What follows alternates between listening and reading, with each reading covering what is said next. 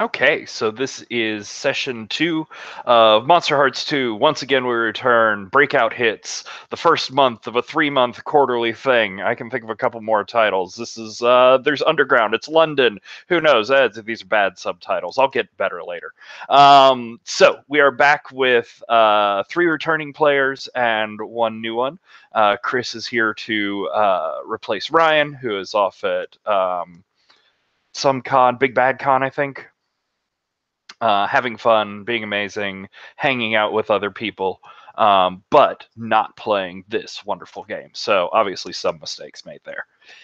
Anyways, this is our Wicked and Divine style godly teenagers pantheon set in London. Things got interesting last time. We'll get into that in a few minutes. There's lots of powers and inanimate objects. They're doing things that they shouldn't be. But I want to start with a brief sort of introduction of our returning characters so everybody remembers where we are and so that Chris gets an idea of what we're doing here. So I'll just start on the left with Alex. If you want to introduce Enma and tell us about them. Zerg. Oh, always. So, I am playing Enma, anime incarnate. I took all the visual cues from Hatsune Miku, if you know who that is. I am like Enma, if you don't know, is I think some Buddhist god of like the underworld / afterlife, like judges souls. So I'm rocking with that theme. In terms of like general character overview, I'm going for like I just want everyone to like me, but I don't have to work for it. I want everyone to just give me what I want. Why is everyone so mean to me? Like, they're out to get me. It's not fair. Vaguely the gist that I'm going for. Anything else to include? You want to talk about like favorite moves and favorite thing about the god? Why you chose it? Oh yeah, favorite moves. It's got to be unfriended. ? I had one tier roll to shut down someone using social media or technology, just because I love Twitter fights so much. It's perfect. Favorite thing about the god that I forgot to mention is this one myth about Enma, in which it was like the original Enma who is judging an actor. It's like, oh, isn't acting pretty close to lying? Like, that's an evil thing. You've been doing evil. The actor was like, oh, no, it's really awesome. Let me show you. Just like, give me all of your clothes and stuff, and I can pretend to be you. And so the actor pretends to be Enma and says, guards, take this fake Enma away. They're evil. Send them to hell. And then just became Enma after that. Like an actor just kind of having to live up to the role. Now they've gone like way too far and over their heads. Which is pretty wild. Maria, you want to tell us about Loki? Loki, like everyone else in this group, is an asshole. And other than that, I picked the skin ferret because ferret is about being funny, which I'm not. So, and the god Loki is also about funny, which is, but not really. But in any case, Loki in here has done crazy shit already. I'm not sure if I'm supposed to say it right now or like mention it after doing the recap or something. Bring up your favorite things that happened. Feel free. So someone is allegedly dead because of Loki. That's one thing. And we ended the session with me owning the river, apparently. Which is a whole fucking drama thing that will be explained later, I guess. Yeah, there are a lot of people who claim sole ownership of the river. And Sarah, you want to talk about Eris? So the god is the goddess of discord, Eris, and chaos. I'm playing a Tengu, which on the face of it is very straightforward. But then, like, I started looking at the moves, and it's got a lot of things with secrets, which is the part I think I'm most excited to explore, just how kind of more complicated it is under the surface. So my favorite move is definitely Selfish Guru. Anytime a character confides a secret in you, to you, they gain a string on you. Hoping to see that come into play. Yeah. Patrick is not great with his emotions, but he's trying. Anything else? Favorite thing about the god, why you chose it? It's very straightforward and easy to play. Nice. Chaos, Discord, all of these things. Cool. So last time we obviously built up our gods and we talked about our pantheon. We're set in London, very very similar to the world of the comic. There's lots of like celebrity and music scene stuff going on up above ground, awesome concert venues, experimental architecture, large glassworks, things like that. There's a labyrinthine and slightly unreal underground running under the city, which leads into weird quasi-real places. The Pantheon building itself is sort of a mixture of all of that. It's actually an old / abandoned / lost subway station that they found, brought back up.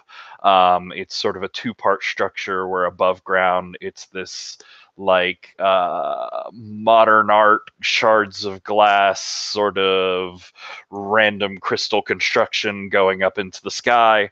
And below ground, it's all metal and industrial and tubes going off into weird, impossible places. There's a central junction chamber down deep in the underground under the Pantheon building there, where the the Pantheon itself has like private meetings, a chamber for them. It's this intersection of 12 different rail lines that all come together in one junction in a way that one would never build rail lines. But all of the individual tunnels go off into weird, again, metaphysical places. So yeah, we got that all set up. There's also there's also a slight tributary from the Thames that has been run through the underground as the river, which everyone is contending over, pushing back and forth to define different boundaries. Over the course of last session, people played with it a lot, brought it into weird places far away from its home, and pumped it with way too much power, and now there's just this sort of traveling, semi-living river that's bashing its way through inconvenient places in London. We're also introduced to some of the other members of the Pantheon. There's Nyx, who is the ancient one, the one who came around and awakened all of the gods to their divinity, and probably has some shit going on of her own. She's totally just here for you and the betterment of all humanity and her own immortality. All of these things. There's also Janus, a two-part singular personality, sort of weird double hive mind conglomeration, who likes throwing killer raves in abandoned warehouses in bad parts of town. Things got sort of interesting at the one that we had see before about River. Oh yes, our dear reporter friend that Maria was referring to earlier is a reporter who's just desperate to get sort of interviews and exposés with all the members of the Pantheon. Accidentally managed to sneak into the central chamber for one of these meetings, and Loki did a big fire and burning person illusion, pretending like they'd killed Dia, the reporter, when instead, again, just infused Dia with too much godly magic, and now Dia has enviable ability to get into places she shouldn't. So she might show up in odd places too. Any notable events from last time that I missed? All right, I'm perfect. I've done all things. Oh, what were you going to say, Maria? We did mention that a lot of people a lot of randos in London had like a bajillion strings on Eris for some reason, right? I've been listening to Confessions, yes. There's yes. Eris has been sneaking into the St. Paul's, was that it? St. Paul's Cathedral in London, violently knocking out priests, dragging them presumably into a corner somewhere, and then sneaking into the confessional and taking confession himself, just because it's fun. Got into a confrontation with Father Richards, the Bishop of London, who very nearly found him hiding out in the confessional and instead found a giant burned sigil of Eris on the wall of the church. That's fun. He's real happy about that. That, you know, that wasn't antique churching or anything. All right. So that's all our sort of palette, people, activities, things, what has gone on. So, Chris, would you like to tell us about Taiki? Sure. Casey was one of those teenage gambling prodigies that you occasionally see on like those ESPN poker tournaments.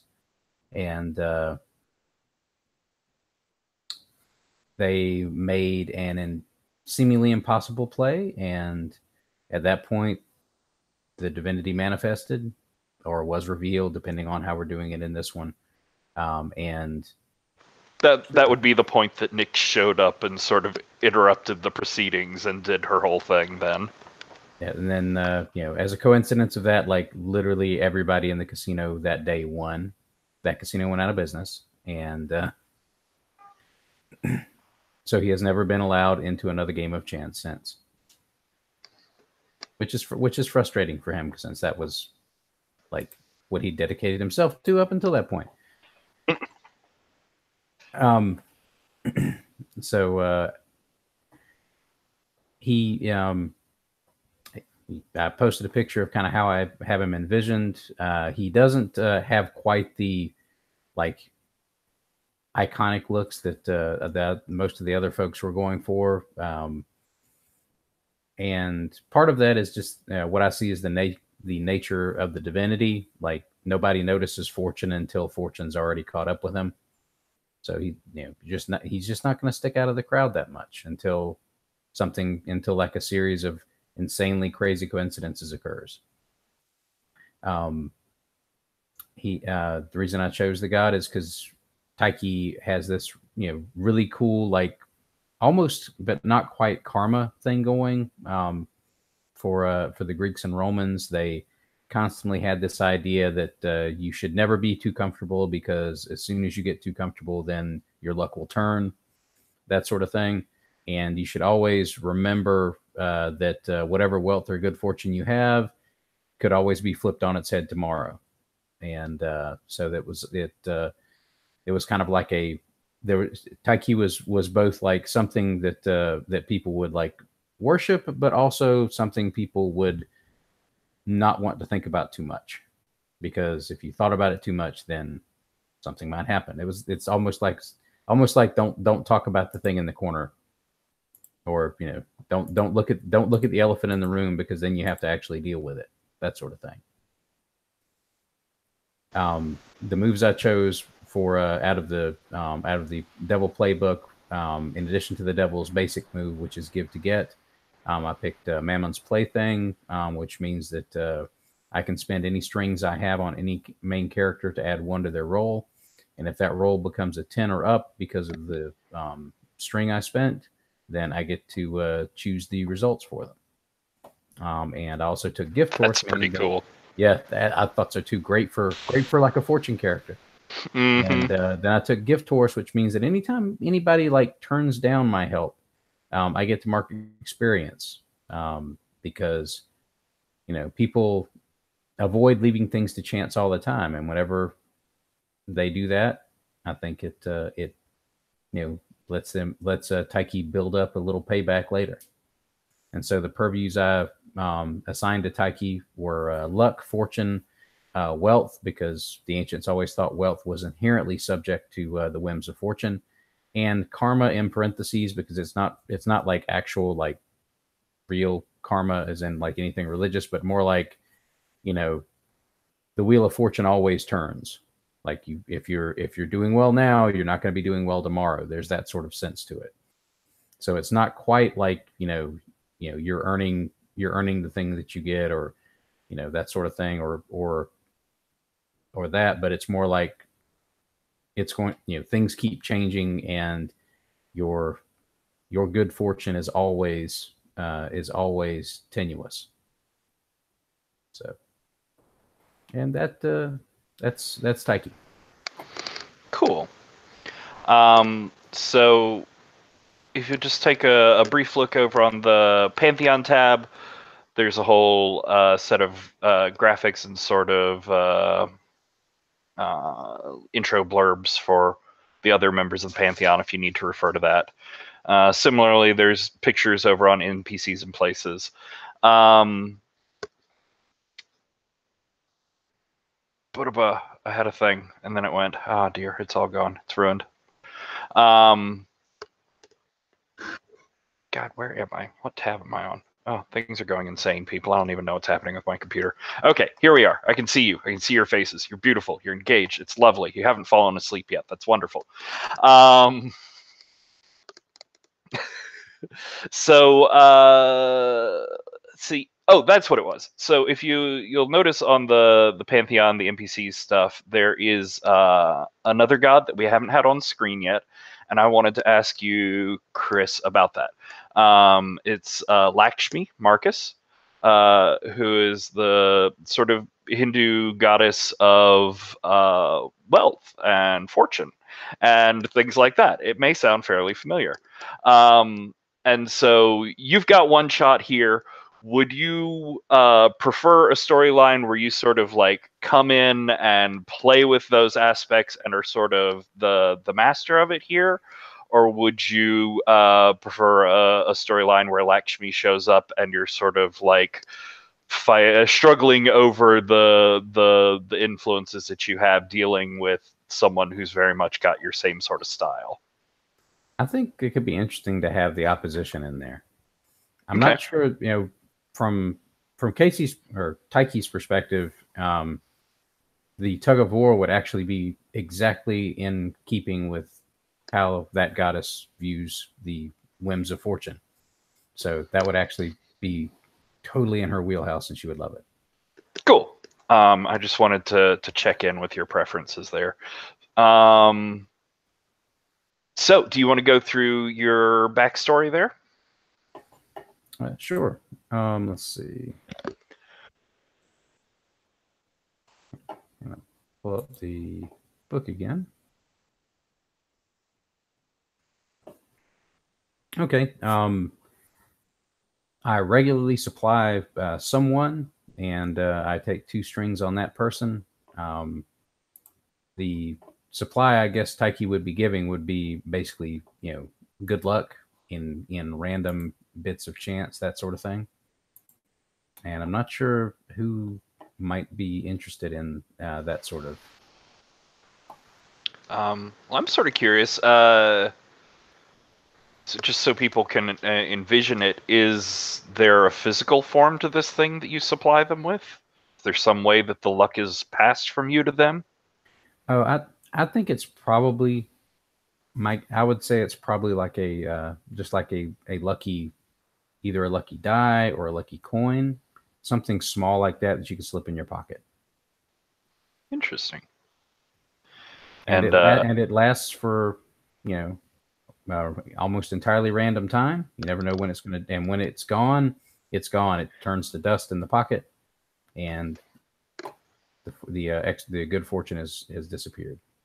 And what sort of, like, how noticeable is this luck to the people you give it to? Is it just background coincidences that they don't really notice until they're gone? Or are there like special effects or noticeable things that happen when your luck hits them? I think honestly, it's a little bit of both. There will always be like one thing that they'll notice and go, oh, like that was obviously really good luck. And there's always the sort of background stuff that almost might be more in their heads than anything else. Like that might actually be what it is. Is, you know, they ascribe whatever good that happens in the background, whatever minor bits of good fortune. Oh, I stepped off the curb just before that car came by and splashed all that puddle water where I was standing. Obviously, that was good luck, but that might just be something they're ascribing to the token and not actually, you know, and coming from Taiki at all. Okay, so who thinks they depend on Taiki to make their luck for them? Honestly, Enma sounds like it would be the most interesting. Yeah, I was gonna say that. Depending on others for all the hard work is definitely up my alley. Beautiful. So Enma, what is your lucky thing? What item did Taiki give you? Oh, good question. I know Taiki's got a lot of like gambling. Lucky, like, a lucky phone case. Nice. It's got like a pair of like sixes like on the back emblazoned. Nice. And Chris, what's the string transfer there? Just 2 strings. I get 2 strings on her, and for the other background question, someone has rebuked my offers, and they get 1 string on me. So who doesn't like to leave things to chance? It's more that it's more fun when you don't have good luck.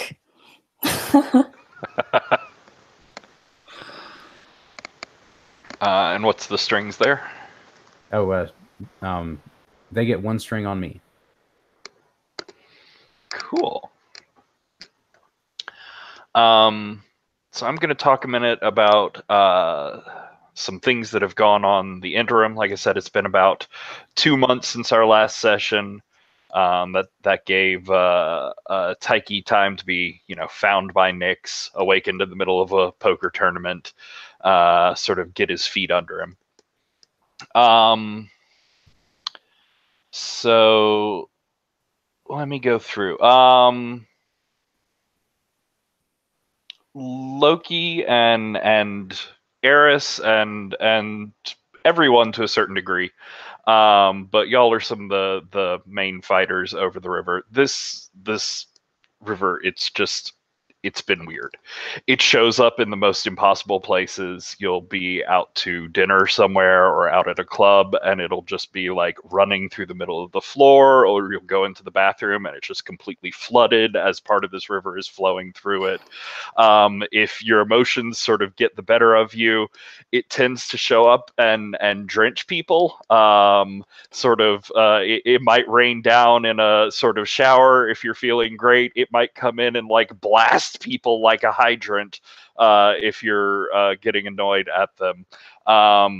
It definitely comes by and ruins any important pieces of paper or water soakable things that you might have. And it is like showing up first in tabloids and like online little video snippets, and then more and more in like larger news sources as just this like rogue river going through London. No one knows what the fuck to do about it. It's screwing up insurance settlements. It's mind-boggling for people. So I have a quick important question. Yo. Because of my backstory, I have a string on everyone. Do I have a string on the river?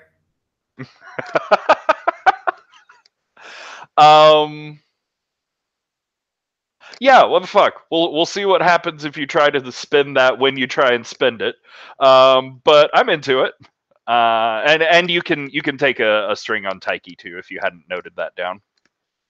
Does anybody else have a backstory that encompasses everyone?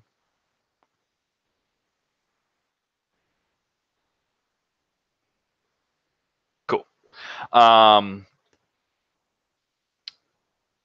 So that's been going on. Loki, your grandmother is like increasingly fed up with the sort of boredom and living in a place where she doesn't know anyone, and her favorite grandchild isn't coming around to hang out with her. And like the questions about the stories that she sees about what you're getting up to at night, like they get harder and harder to dodge as she's really wanting you to explain yourself for some of these pictures she's seeing online. Eris, in the last couple of months, I don't know if you've been brave enough to go back to St. Paul's, have you?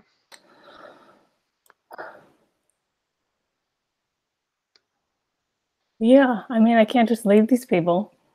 They're kind of mine now. They depend on you for confession. All of their priests have concussions. They do. In your visits back, you've not seen Father Richards there, the bishop, in a while. Like if you ask or try to find out from anybody at the church, even slyly, like they're very coy. They won't say where he's gone. He's just taking personal time. And Enma, things have been odd for you. A couple of weeks ago, there was this account that was opened up online and started putting out vlogs. The account is One True Enma. There we go. And they're like vlogs, sort of like you do, but they're animated. They're like this chibi anime sort of style. And One True Enma has been ranting and raving about how what is your handle online? Oh my goodness. I had one, but I've forgotten it. Oh no! That I don't think I've written it down anywhere. Oh, it's Anime Explosion, I think. That's right. Anime Explosion with like numbers instead of vowels. So yeah, one day, One True Enma showed up online putting out this animated video talking about how the Anime Explosion account had been hacked, and now all the videos that were coming out of it are just these like elaborate composite fakes, taking parts from their old videos and remashing them and making them so that he says whatever the hackers wants her to say. Like this is now the one true voice of Enma. This is the resistance. This is fighting against the fakers and the the fakers and the hackers out there. He's getting a lot of followers. They've been sort of skyrocketing up, and actually, as Zer popularity grows, you've been sort of slowly bleeding followers on your channel, as people are being taken in by these obvious lies. So that's sort of what's been going on. I would like to go around the circle real quick and get some flashback Divine the Past scenes. We'll go in reverse order. So we'll start with Sarah. And this can either be like how you've progressed some bit of your own personal storyline, if there's some piece of what happened last time or in your backstory that you want to explore some more, or it can be a scene with Taiki to sort of bring him more into the storyline. I'd like at least one of you to have a scene with Taiki, so if we get to the last one, which will probably be Alex, and we haven't had one with Taiki, then it'll be you. But so what do you want to explore, Sarah? I'll do a scene with Taiki with the caveat that it's been 2 months, you said? Yeah. Okay. Pluto and I definitely went on that date at some point. I don't know how it went. How do you think it went? I mean, given that he kissed me during the party last session, I guess okay. We probably were at odds about a lot of ideological things. So a little awkward, a little tempestuous, but not terrible. Not terrible. Cool.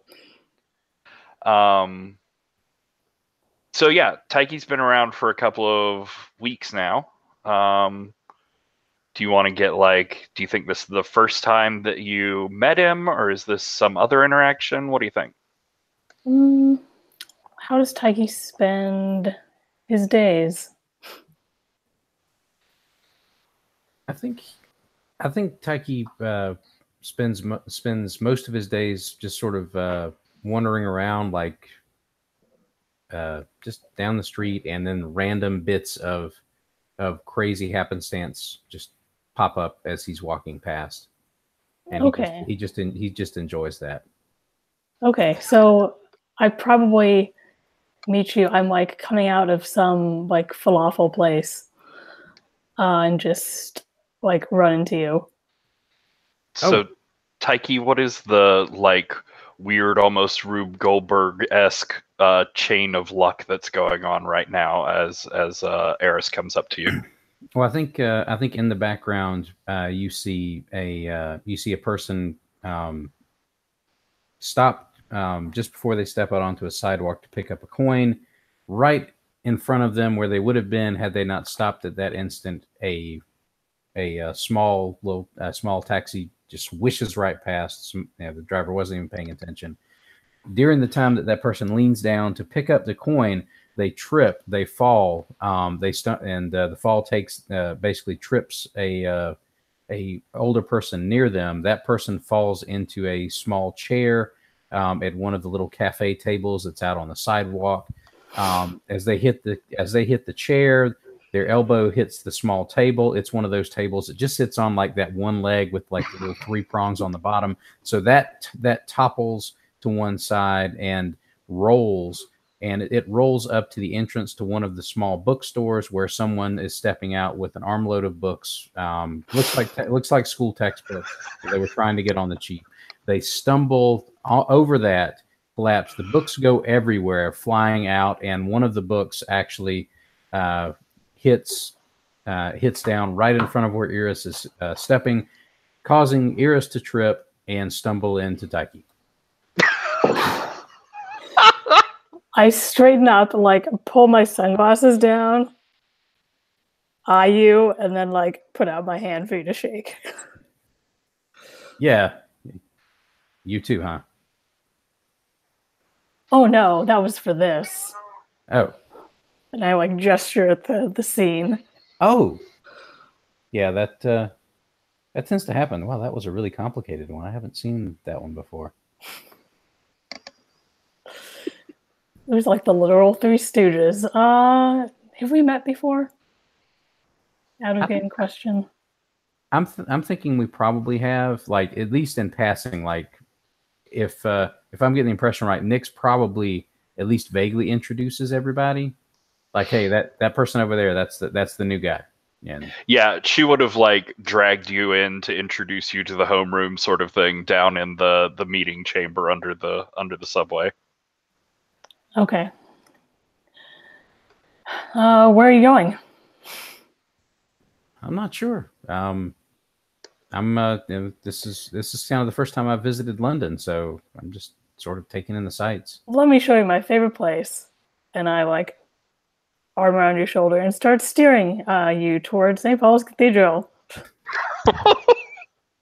Sure. All right. So I think I'm interested in a Divine the Past roll to see how this works out. Chris, have you had a chance to look at the moves, the new moves at all? I had read through them, and I would love to fiddle with Divine the Past. Cool. So, when you want to reveal or complicate your past with someone, work with them to frame a flashback and roll with the stat that sets the mood for the scene. So, Eris, how do you think you're approaching this scene? Or how do you think going to your weird cathedral hangout spot is?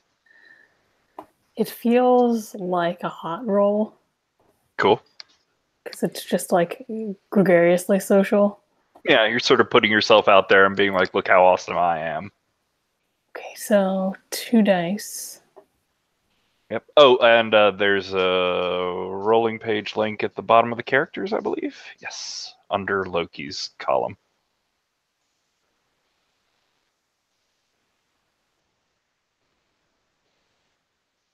And in the chat, thank you. That is an 11, but I think it's -1. Yeah, -1, so 10. Which is still an outstanding success. So this scene's very much going to sort of lay out in your favor. You make the stronger impression here. And so y'all can sort of like finish out, describe how the scene goes, but Sarah, you'll get to make one of those choices from the Divine the Past move.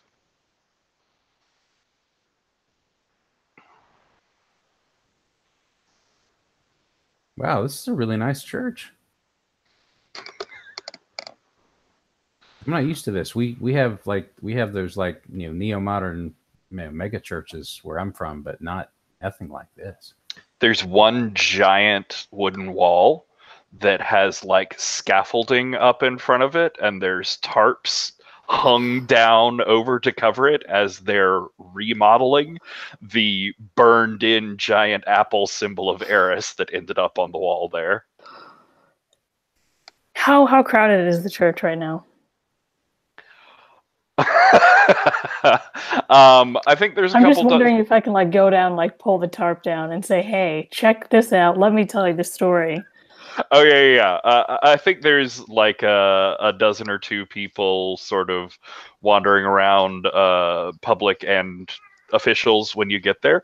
But I think you've got enough of a reputation that at the very least, like the clergy, the church officials, like they scoot on out of there and they sort of lead some people out. So there's very few people left after a couple minutes. Okay, all right. So I go down and pull down some of the tarps. And I tell you this story about how I was hearing confessions. I show you the corner where I put the priests. And then she like sort of telling you like, yeah, I turned invisible and I just made this place a mess. It was great. All these people, they really depend on me, Like I am literally their god.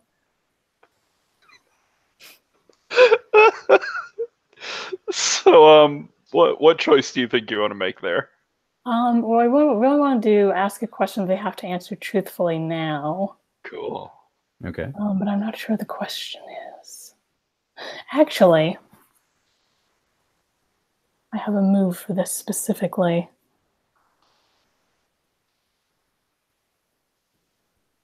Oh yeah?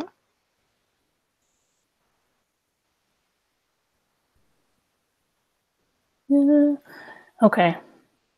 Sort of. It doesn't match like the condition, like the trigger conditions, but What you got? so I'm telling you about like what I clearly consider to be one of my best moments. And I would like to know what your lowest moment is. I think his lowest moment was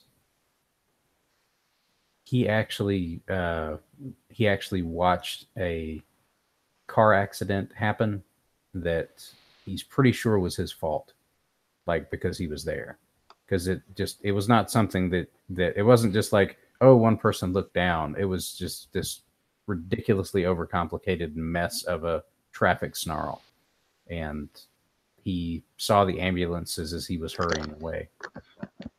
Go on. Yeah, it was he didn't stay to look, but he like looked online for all the accident reports, and he just like brooded over that for days. So he feels guilty. Yes, he was really guilty about that. Since then he's tried to like, he's hasn't been that, things haven't gone that dark for him since then, but that sort of lingers with him. Like wherever he goes, like, it's something like that going to happen. So he's always kind of a little on edge with that. Nice. So- Yeah. So, question: do you say this in character, or kind of? I think I think that's basically the description he gives. Because he's still a teenager, there are a lot more. It was seriously bad, man. It sucked. Mm-hmm. That sucked for days. I love that Eris is just eating it up. And he's watching you like very intently, like not blinking a whole lot, like just taking it in and like clearly being very serious about this, but also weirdly into it. So my question is, would that be considered a secret? If so, I guess you gain a string on Eris. I was thinking that, because that's probably not something he's ever shared with anybody. Oh yeah. True. And if the scene was with another PC, everyone marks experience. Yes, so you both get experience for the Divine the Past move, and Taiki, you'll end up with a string on Eris. That was cool. Sweet. So Maria, what do you want to see from this time in between here? First, I'd like to remind, who gets the experience? Both characters? Both of you. Yep. If you set it up with another PC, then both of you get it. All right. So yeah, Sarah would also gain experience, right? Or Eris? Okay. I'm gonna put it up there so we don't forget. All right.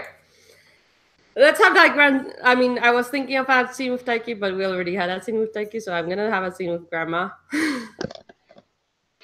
Okay. Do you have a particular idea for it? Yes.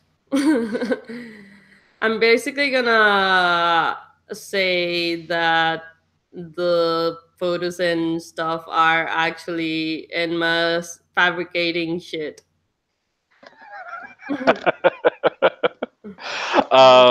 So is this at her apartment, or have you gone out somewhere? Where do you see this happening?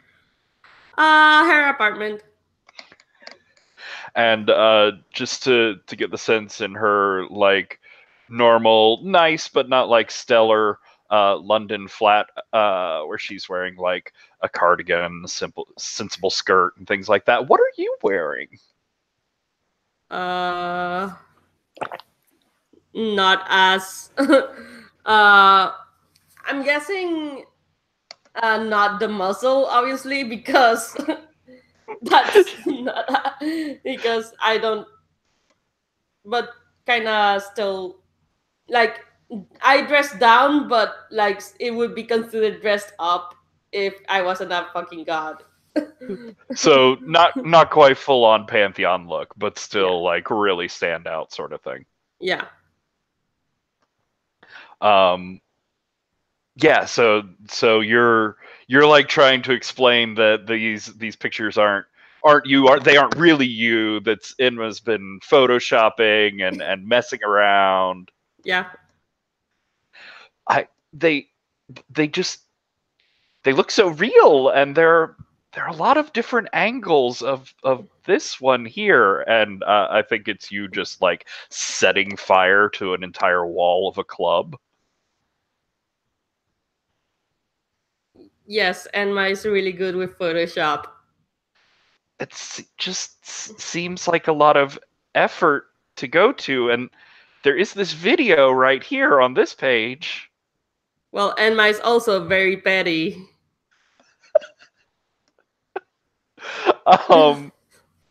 So it sort of feels like is this cold, do you think? You're trying to Yeah. just like get rid of her questions?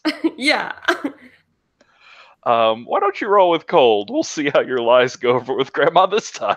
Right. That's 9. Actually, I'll spend a string on Grandma to make it a 10. Because she thinks you're funny. Well, because I have a string on everyone. You're right. Yeah, she thinks I'm funny. I guess I have to insert row now because there's a lot of people I have that have multiple changing strings. So, So what do you think it is that you sort of distract her with that makes her laugh and sort of overlook all of this? so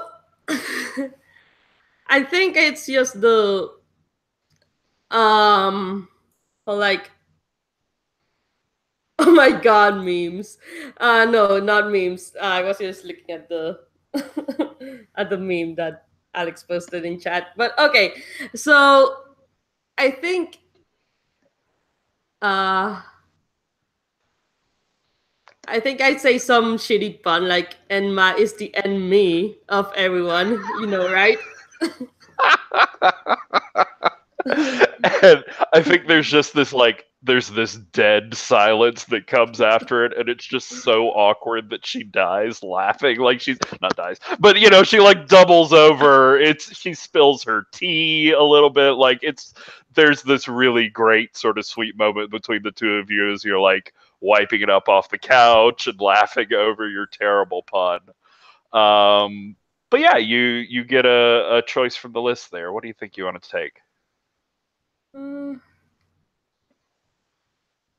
I mean, okay. So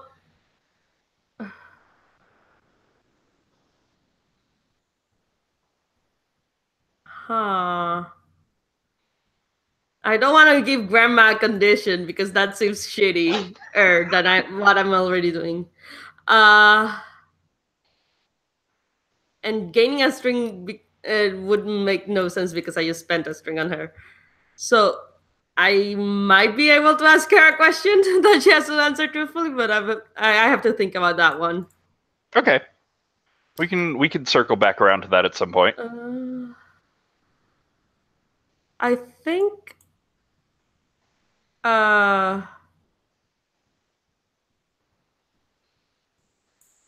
Actually, I want to know Grandma's like take on like the entire thing, at least at this point.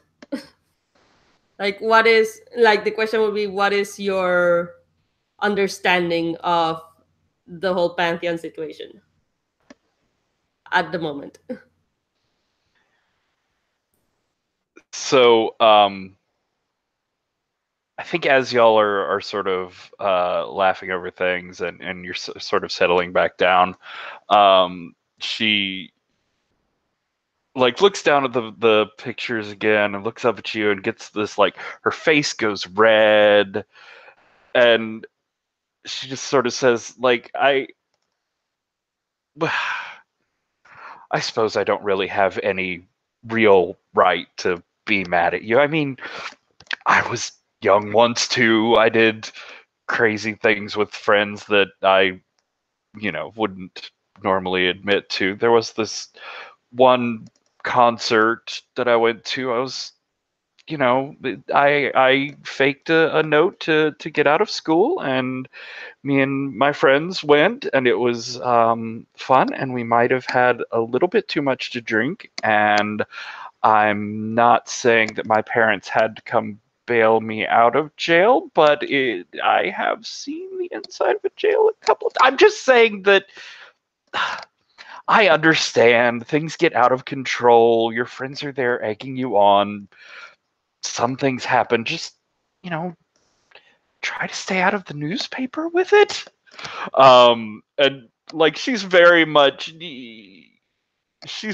viewing your pantheon as like this club or sort of like circle of friends that you hang out with, and you like to put on the fancy clothes and call yourselves gods, but I don't know if she really like buys into the whole recurrence 100% even now. Does that seem good? Yeah, that's fine. So Chris, what do you want to see out of this time from Taiki? And this, well, I mean, it could be, we could see something before he became a god if you wanted. We could see that moment. We could see anything in between. I think I already gave the lowest moment, so that was going to be that part's been explored. I think kind of what I'm looking to see is this bit with Taiki where he kind of got comfortable with himself again after that big traffic snarl, so that he kind of started to see that like not everything that happened was his fault, even though that's kind of his purview. Like, it all wasn't his fault. Some things were just going to happen. Who do you think helped you realize that, or at least was there while you were realizing it? Let's see. Might that be a good time to pull in Lakshmi? Or would that be something we want to do later? Yeah, Lakshmi's been away. It's actually off in the States, getting banned out of Nevada. Will be showing up soon. That makes two of us. I wanted sort of as a big entrance thing, rather. Okay. I think what kind of got him together again was he actually gave his first performance thing. Interesting.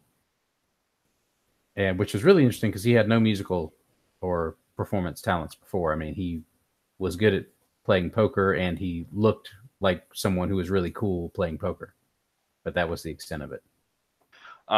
So for our performances, like it's really open to interpretation. None of it's really singing, none of it's really music. It's all sort of a transference of energy. It's an unknowable sound, that sort of thing. So you can use any sort of artistic metaphor you're interested in, whether it's singing or painting, sculpture, dancing, any form of art you could think of.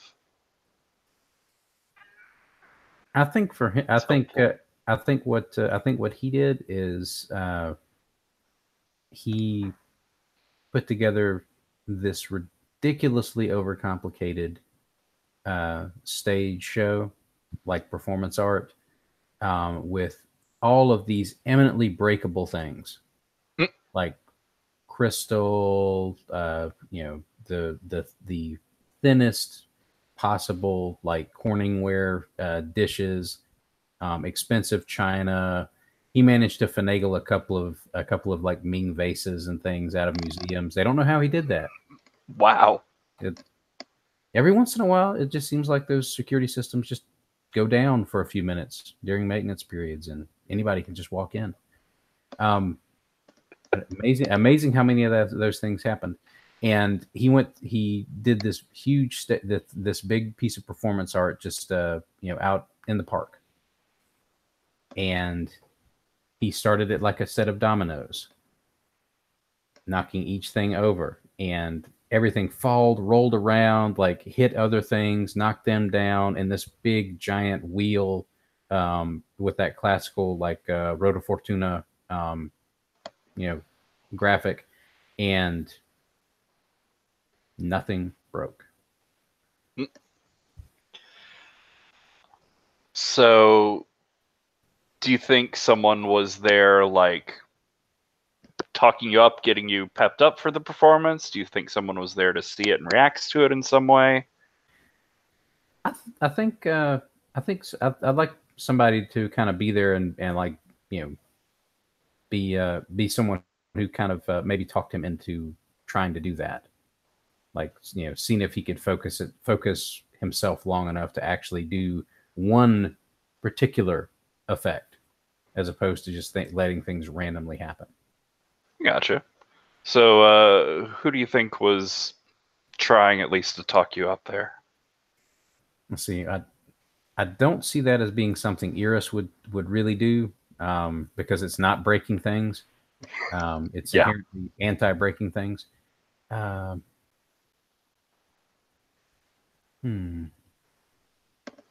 that Loki and Loki's all about showmanship. Enma's Yeah. all about connecting with people. How do you think you're balancing out here? Ooh, that's where it's tricky. It is a big show. I mean, that's part of it. And it's also about sort of making that connection. I think probably the show is going to win out for him, because for him this is about him showing off, and really showing off to himself, and showing himself that he can do something other than just cause ridiculously random stuff to occur. So Loki, you've heard his sort of plan for this performance. What sort of advice would you give for his first performance out there?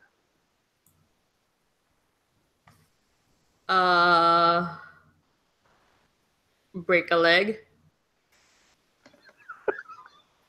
Do you think you'd suggest any additions or anything to the show, or do you a certain way to like bring his godly power forward?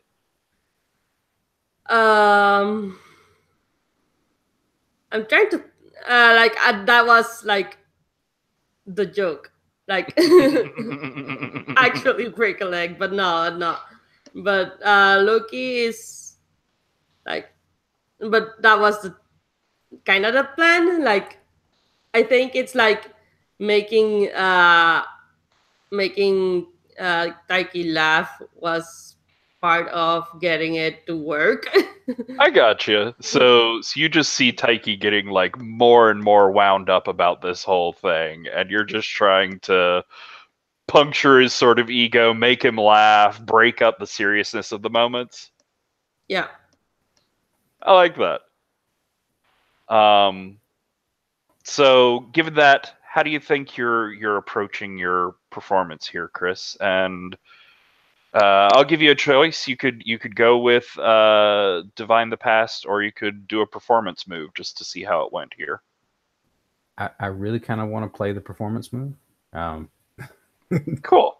Because I like that, and I wanted to see how it played out. So, the given performance, when you bare your godly soul in a performance for an audience, no one can tear their eyes away. Like, this sounds really impressive, especially as the domino effect goes further and further.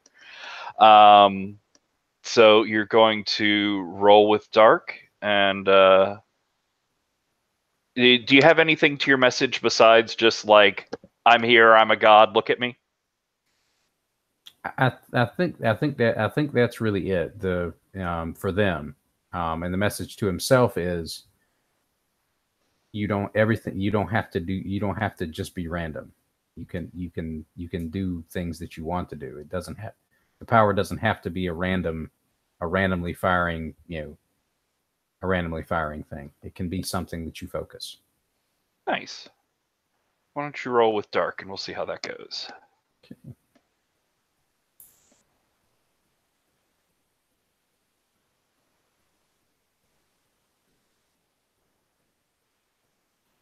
Okay, that is a 10.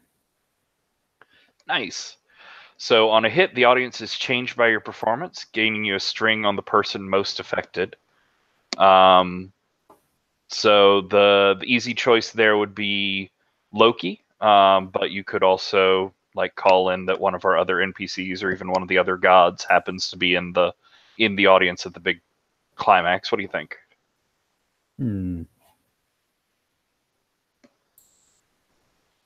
I think it would be cool if Enma were there, like just kind of not necessarily like backstage or anything, just sort of out there watching to make sure that like Taiki doesn't do anything too horrible. Nice. Like, because this could end very badly. Like, this much luck magic all at once. It could go very, very wrong. So yeah, and Enma's there, I think, getting a good video of this, probably sort of impressed by this like precision pull off of a performance. Probably also looking at like potential viral hits for future videos, if you can just work up a little collaboration there. And then words, things. On a 10 up, someone takes your message to a dangerous extreme. Tell us who and how.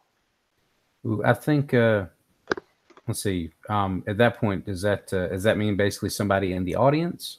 Like yeah, somebody in the audience.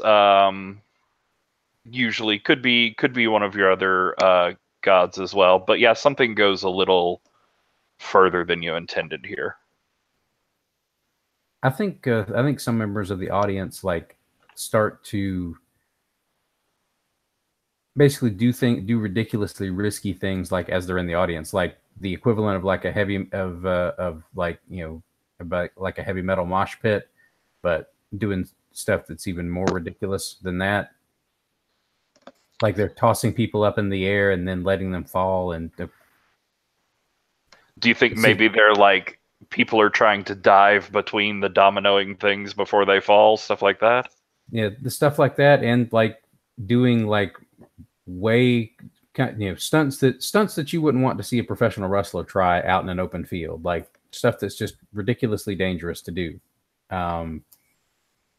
Like I said, like they're throwing people up in the air and like nope, and not catching them just to see what happens. Like you know, if none of that stuff broke, then none of us are going to break either. That sort of thing.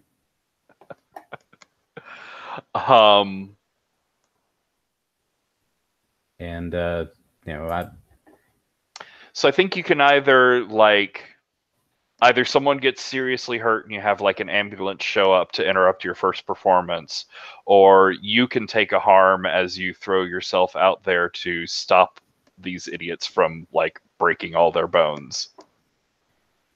I think Taiki, because this whole performance was about him, you know, reminding himself that he can focus his powers and do something that's not bad.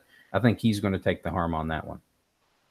Cool. And this is, I think, in the form of like psychic stress as you're really pushing yourself to control the fine movements of your chaos field here.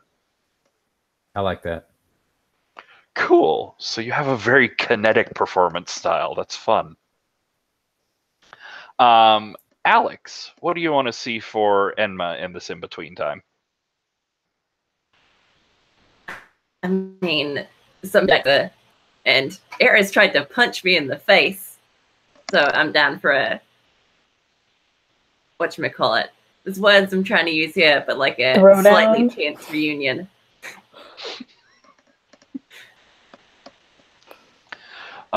So where do you see this happening? Is this very much like on your turf or in Eris's sort of area? What do you think?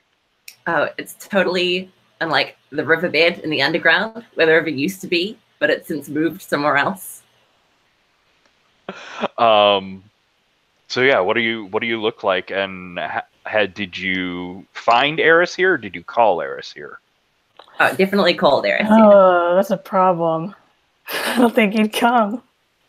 Oh, quick question. Maybe I've been trying for ages, and like I've just been like watching where you go in the underground, and finally like tracked you here. What were you gonna say, Maria? So do oh wait, no, because it wasn't the flashback move. Never mind. Oh, yep. Or maybe like I'm coming back from the date, so like you kind of knew I'd be out and then returning. Oh yeah, totally. Nice. So yeah, what does Enma look like here in this scene? Oh, it's got to be like cave wear. So like hair is all like disheveled, and it is like layer upon layer of like pajamas and like scarf and mittens.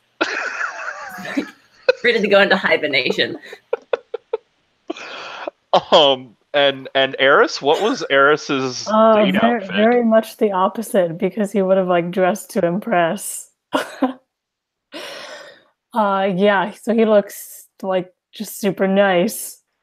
Probably more leather than he needs, but can you have too much leather though? Is that really a thing? No, it's not. So as you're sort of formal emerging, leathers, yes. Formal leathers. As you're sort of emerging from the shadows, do you think there's like a happy look on your face, or is there a like, I'm not sure how that went look on your face? I mean, like, I think, yeah, it went well enough that, but he's probably preoccupied with that instead of like watching where he's going. So yeah, and Eris comes wandering out of the shadow. He looks like ridiculously self-satisfied. Ugh. What do you say? And we'll do like the and then when Eris doesn't like initially respond, it's like and just like waves in front of his face. It's you. What do you want? Ignoring me in person too, huh? It's kind of hard to do. Well, What do you want? what do I want? What do you want?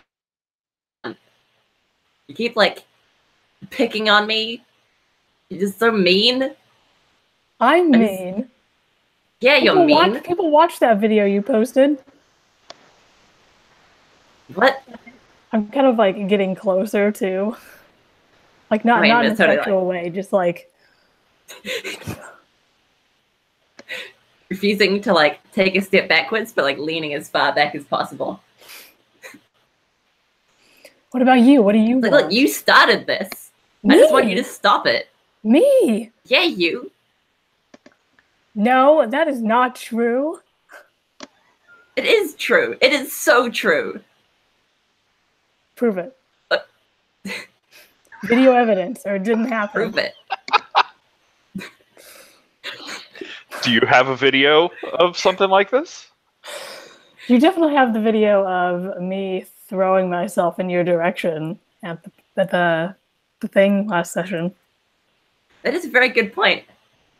I think I'll pull up that video you just mentioned. Like, this looks like starting it to me. The things you were saying. Yeah, and In fact, delete that. Can you not just be delete chill? You can't delete it. It's on the internet. Do you get how phones work? I try to like snatch it out of your hand. So I think I'm interested in a role here. I think we can go with Divine the Past. Definitely sounds like cold. And I'll let you like bring in that unfriended move. So since you pulled out some technological proof, you can get a +1 to your roll there. Nice. We'll see who ends up with the phone. Does it count as unfriended if we were never really friends? Mm.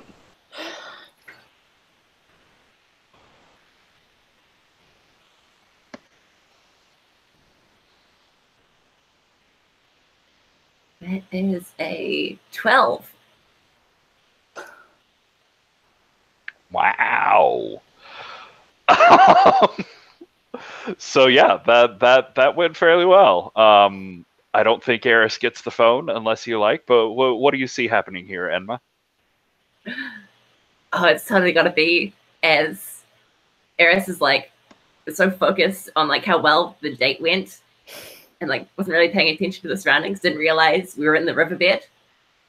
And so when you go to like snatch the phone, you like slip in the mud and just like face plant. You know how hard leather is to clean.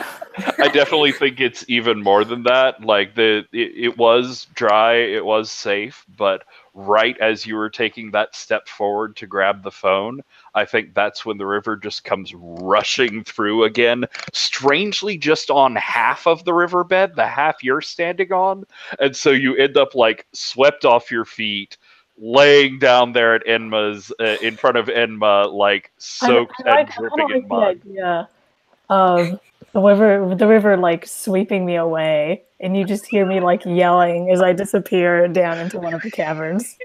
Even better. So, what choice do you think you want to make there, Alex? Oh man, I think a condition could definitely reflect what happened there with the river if you want. And was gonna take a photo of that, upload it with the hashtag needs to chill, and that'll be the condition.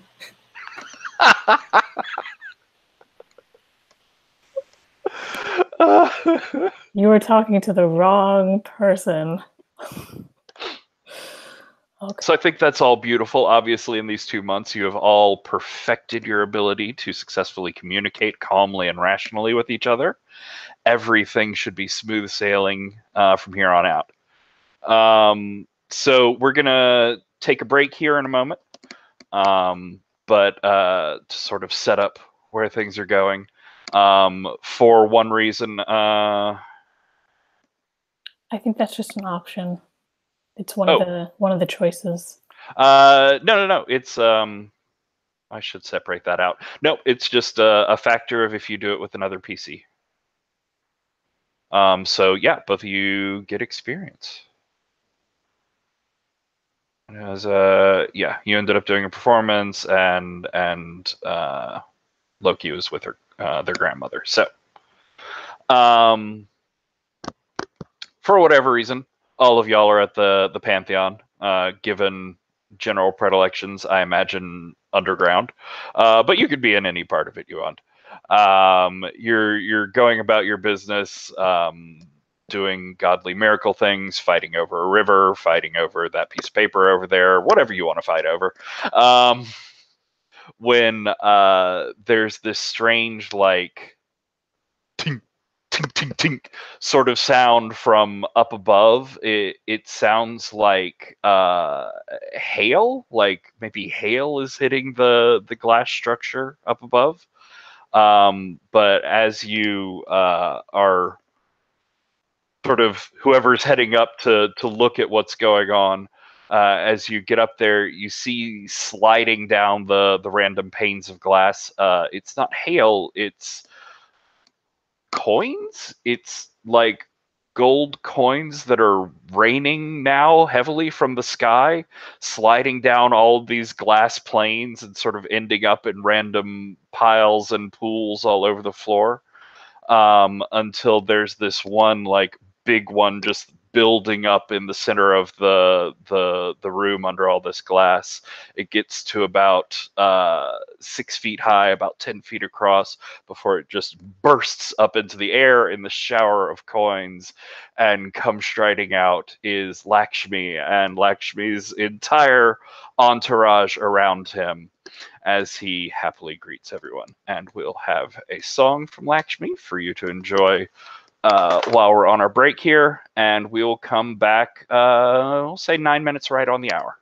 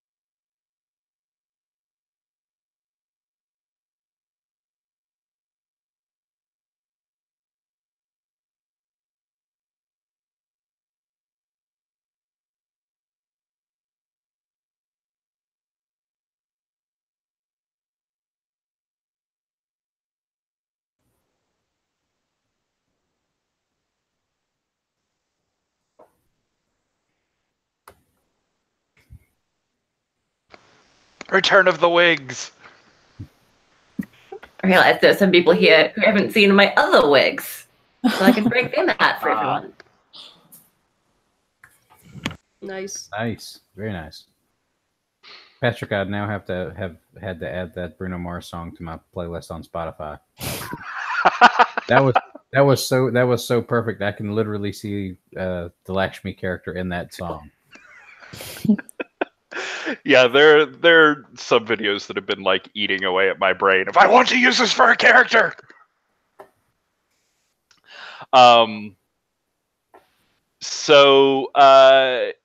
yeah, you're all there.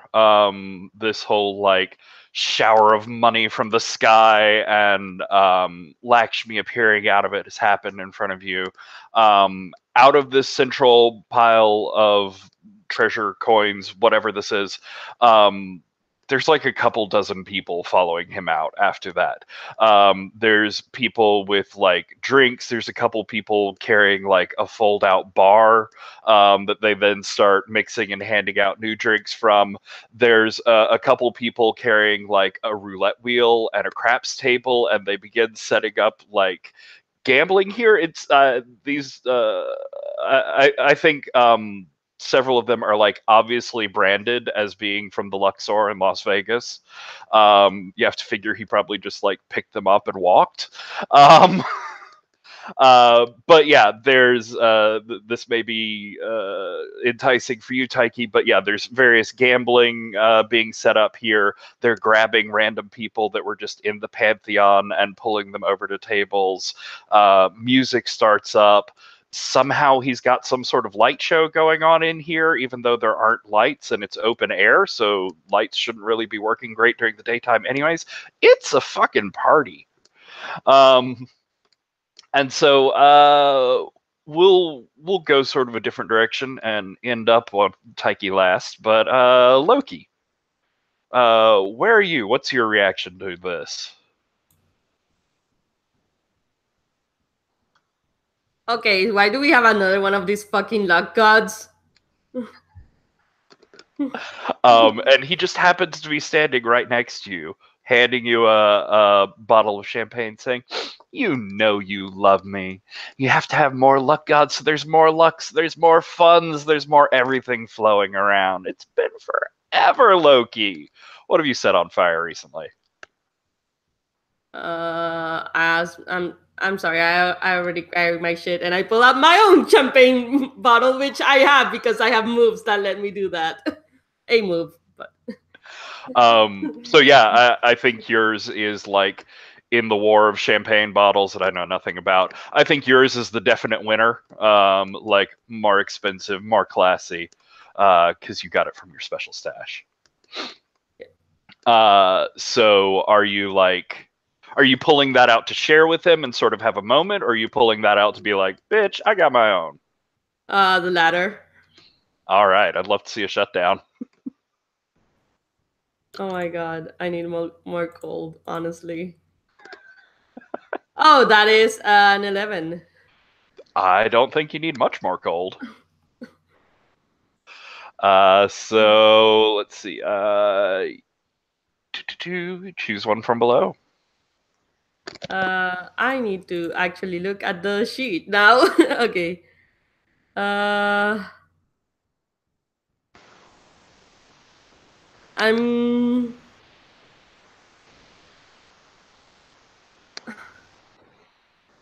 I'll give them the condition not classy enough. Nice. So let's see. Yeah, and how do you sell that? Like what sort of line or thing do you put him down with? By stating the year and brand of the champagne bottle I have. since we clearly established that it's better. Period. Yeah, so I think you say that sort of out loud, and there are a couple of his entourage who are at a table, like that little bar that was set up is right near y'all, and they were pulling out a couple bottles to pour champagne for people, and they just like put their shit down and come over and sort of hang around you, like, did you say 1924? Oh, wow. I don't know how old champagne should be. Maybe that's terrible. Who knows? It's magical. But yeah, you can see Lakshmi there, like, he's still got the big smile, and you can't quite see his eyes behind the sunglasses, but one of his eyebrows sort of like twitches a little bit, and you get that satisfaction out of it. What's Eris doing in the wake of this casino party invasion? What is the largest thing they have brought? The roulette wheel. Okay. You know what this room needs? It needs a river. Right under that.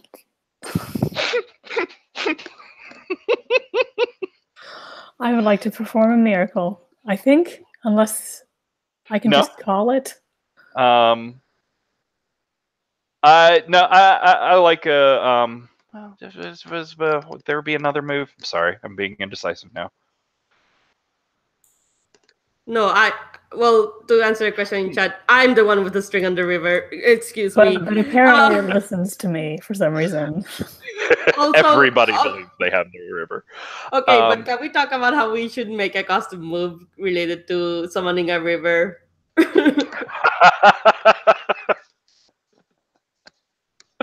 Shut someone down with a river. This might be shut someone down with the river, yeah. Yeah, I could see that, or I could see a keep your cool if you see like a particular thing going wrong here. But I don't think we need the miracle because we've already set up so much like how responsive the river is to y'all. Mm-hmm. Oops. Yeah, people are just going at Lakshmi. All right, so this will be shut someone down? Yeah, if you want to go with that one, go for it. Okay. Ooh. That is a 5. Whoops. But I add some things.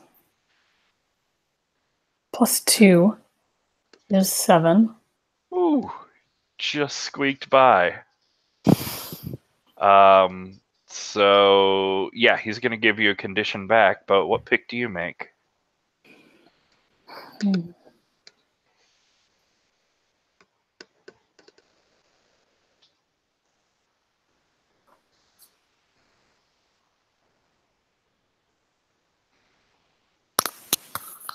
I will take a string on him.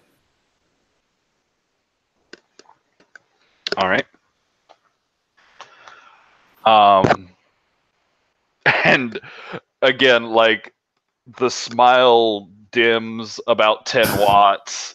The eyebrow goes up even further with a little, like, the sunglasses come down as he's staring at this river that's just, like, tumbling this roulette wheel through the Pantheon building, just in circles, up walls. I'm imagining it like a spring or like a geyser thing, but it like just comes up right underneath the roulette table.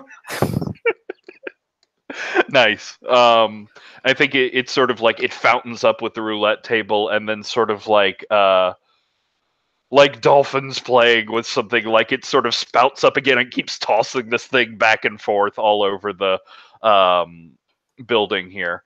But he looks at it, and as the roulette table sort of tumbles by right in front of him, he takes like a half step back and sort of,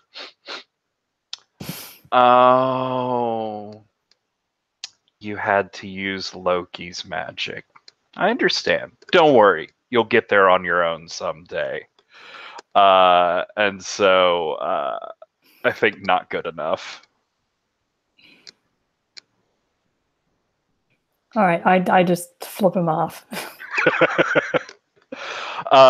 So, Enma, there's there's been a lot going on in just a couple seconds here, but how do you think you're reacting to the influx and the chaos? Oh man. First reaction is definitely start pocketing some of that treasure. But I think while Inma's like crouching down, shoving coins into his pockets, he calls out to Loki with the champagne. It's just like, I wouldn't drink that if I was you. Loki drinks nothing but river water these days. So, are you just going after Loki, or do you have some more complicated plan? I never have a plan. Nice. Loki did something good, but like that can't be allowed to happen. You can shut me down, but that champagne is really good.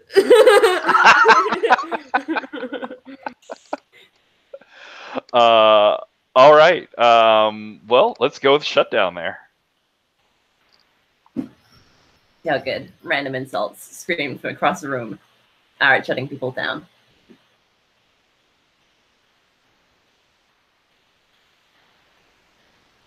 Reasonable.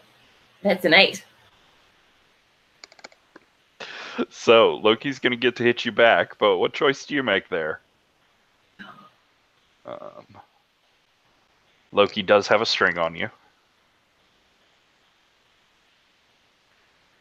Man, choices. What can I actually choose? Oh, that's right.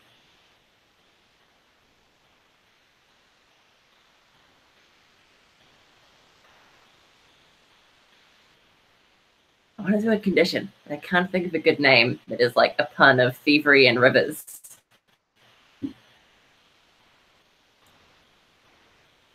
Thievery and rivers? What? Yeah, like a sticky river finger discount or something. What? It's hard to chain together, but you took my river and I am not happy about this. So maybe something to do with piracy, maybe. Oh, river pirate. Nice.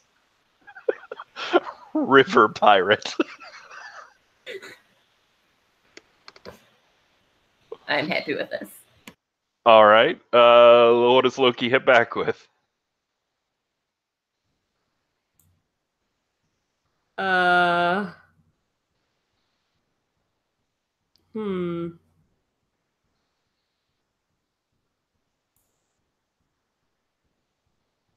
Can't let go.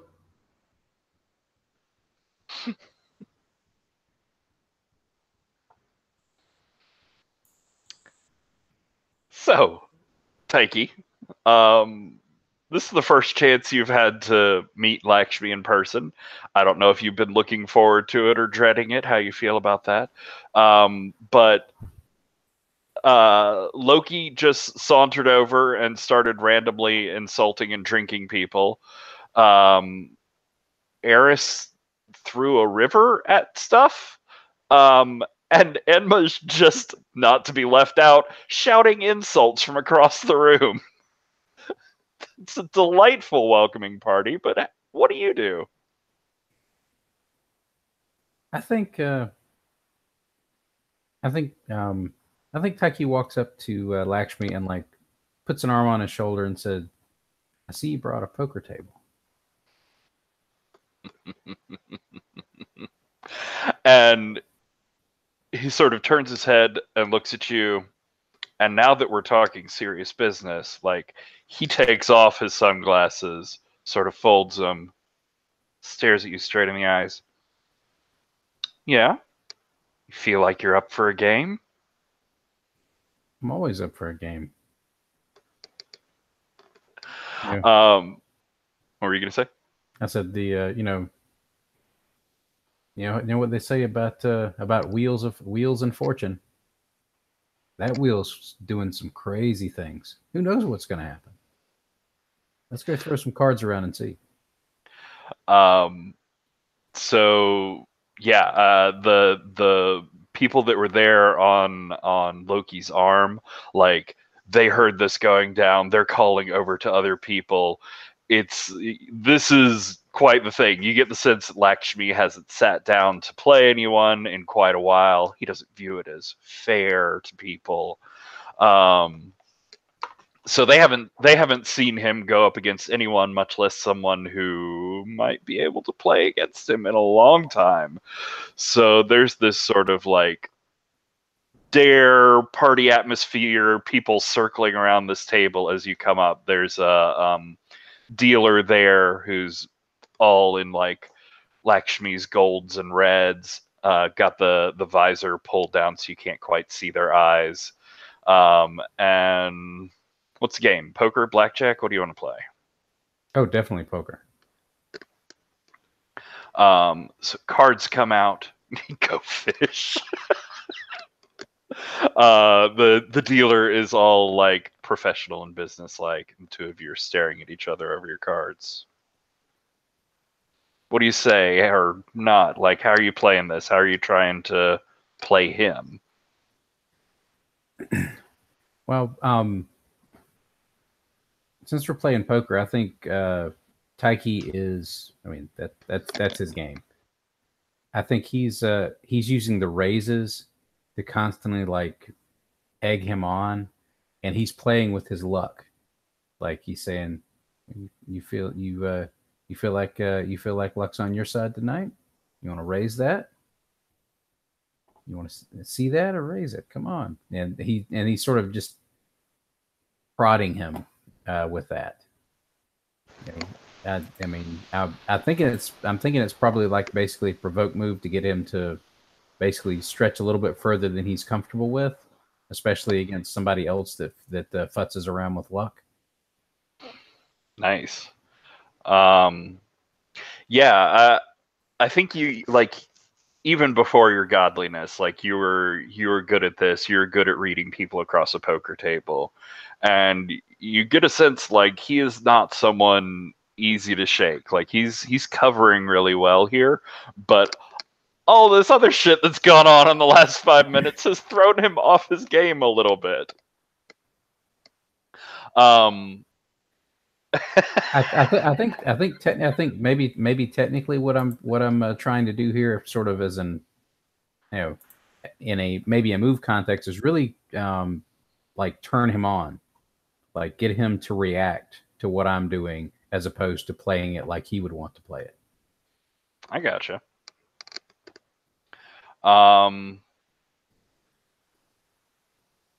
So yeah, give me like that one look or line over the cards that's your like hitting the turn me on home.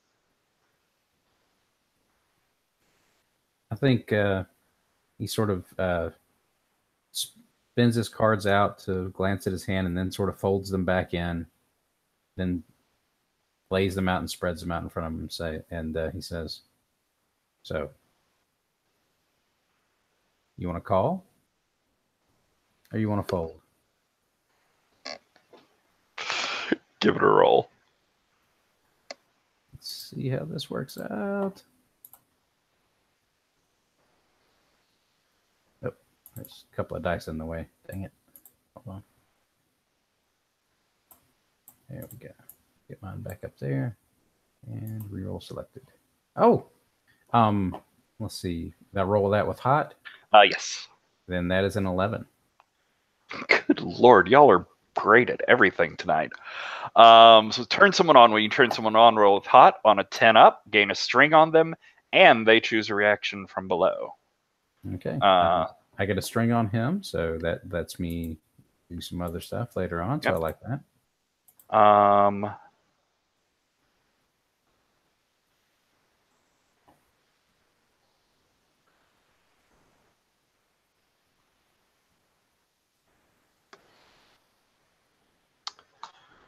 So he looks at you over his cards, back at his cards, back at you.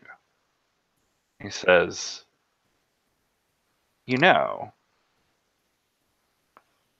could continue out this hand, play for chips that are on the table. I mean, looks over at the piles of gold coins laying everywhere. I don't think either of us really needs the money. But What you could use are some tips.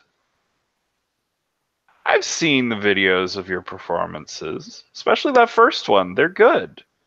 They're impressive. But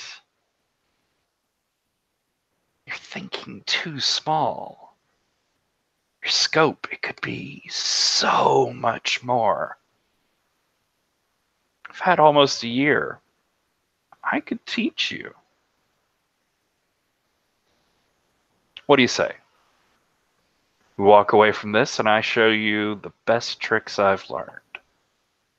Or we could continue on and you could win a couple $100. At this point, Taiki leans forward and said, I don't really care if I win at all. Do you have any idea how long it's been since I've been able to get anybody to play poker with me? I'm here to play. Call or fold?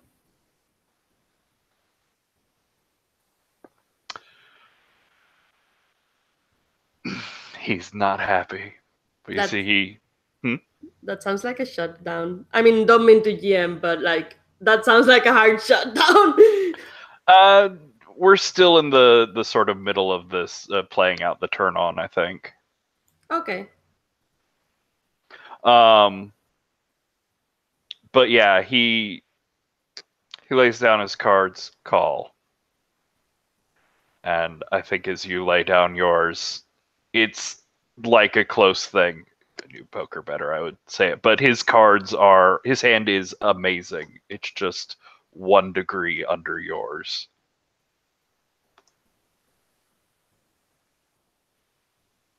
And I think Taiki leans back, he smiles, and he leaves the money on the table. And he steps over to where Lakshmi is sitting on his side of the table, like claps him on the shoulder, and says, "That was a hell of a game. Thanks." Anytime, little brother. Anytime. Thanks, bro. Then he gives a little brush off of the shoulder after he turns his back.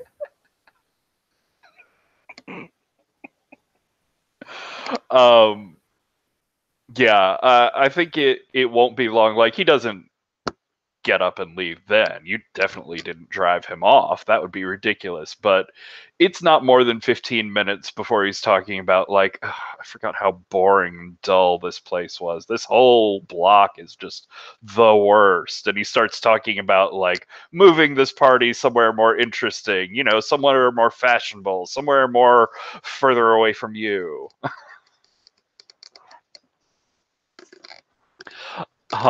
Yeah. So, meanwhile, I'm wondering, where the fuck is Janice?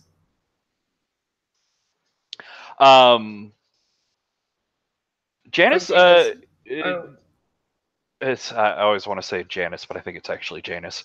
Janus. Janus hasn't been around the Pantheon building in a couple days. Do you want to try and get in touch with them? I have to streaks and I'm sure. Cool. You'll call or text. You get a hold of them. They'll tell you they're out at a second week of a 3-day rave. Get your ass over here. Lakshmi got here and we are wrecking them. Please please come soon or you will be expecting another rain dance thing. I think you'll get back like the eye rolling emoji of like, ugh, Lakshmi is the opposite of class. Do we really have to? Do you want to spin a string on them? Yeah, I will say IKR, but Nyx is gonna kill us sooner than a year left. if we don't do it. So whatever. Wow. So you want them to show up? Is there anything in particular you want them to do when they get here? Or you just want them in the chaos? I just want to see what the fuck happens because they know Lakshmi apparently. So So yeah, you'll get back fine on the way, and they'll get here in a little bit. Does anybody else have an idea? Something they want to throw out there?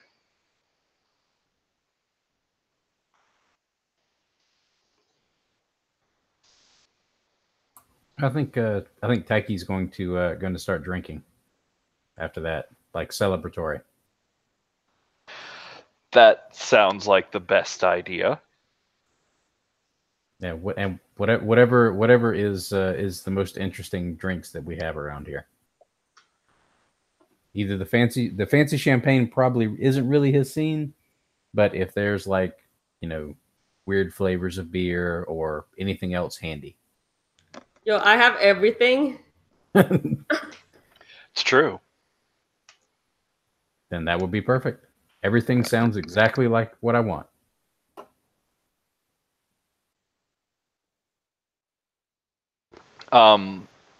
So Eris, are you interested in continuing like aggravating Lakshmi? I saw some chat there on the side.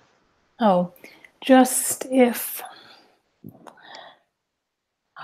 they're packing up to leave, I mean, he'd be kind of bummed.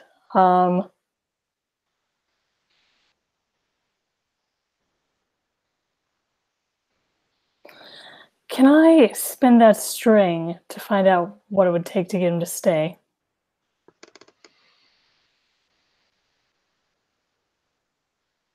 Yeah.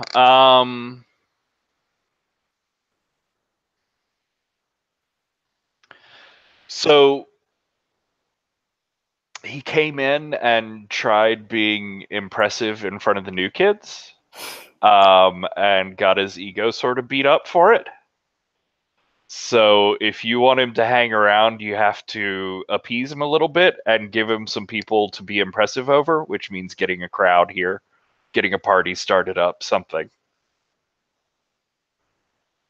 Okay, that's kinder than I think I'm capable of. I'll pass.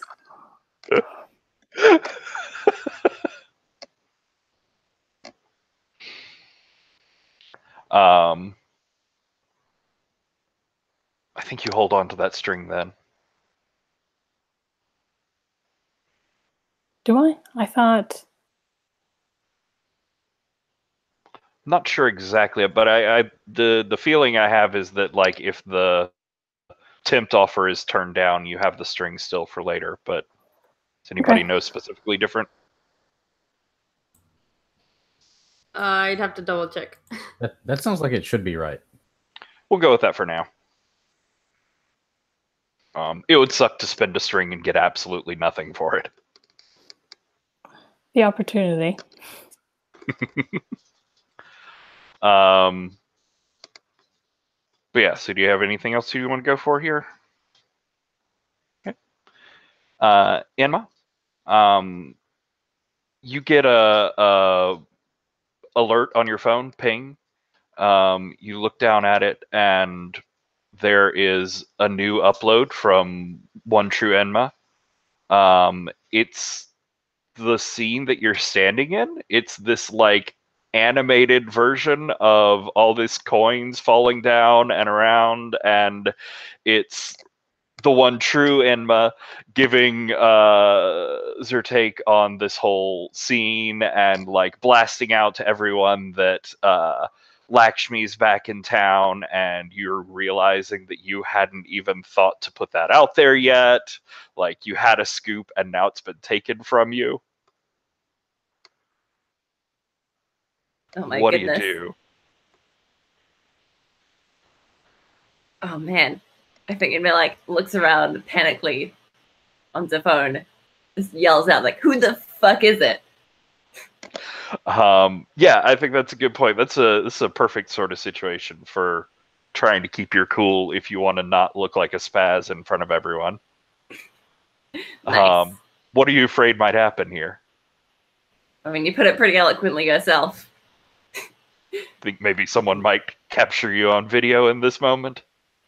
Oh man, maybe the one Trianma is gonna, like, I don't know, take the piss out of me somehow via my, like, freak out.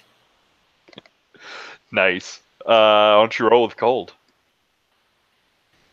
I'm always cold.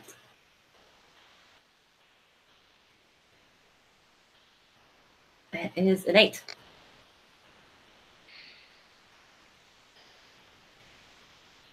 All right. Your actions would leave you vulnerable, and you can choose to back down or go through with it.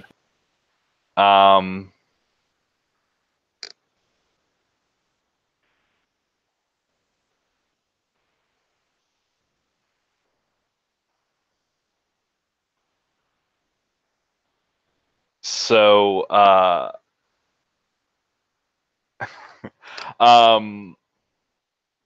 I don't think it'll quite be like the full video reaction of your breakdown, but I think there will be like a still shot sort of photo, and One True Enma will start putting out like sad Enma memes.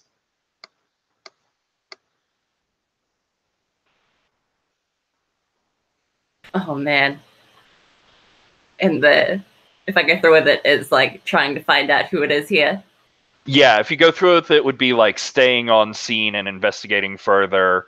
Not going through with it would be like just dipping out and not being a part of this. Oh yeah, no way. They're not getting away with this. There are gonna be words. By which I mean fists. So you said you're staying here to search out, try and find where they might be, right? Yeah. How do you think you So go it's like about calling out. You're like, who is it? I know you're here. that? So are you like, are you going around like demanding information out of people? Are you building up some godliness and snapping your fingers? Are you just like shouting your demands out as a performance? What do you think? Do you have some other move? Oh, actually, working a miracle could be kind of fun.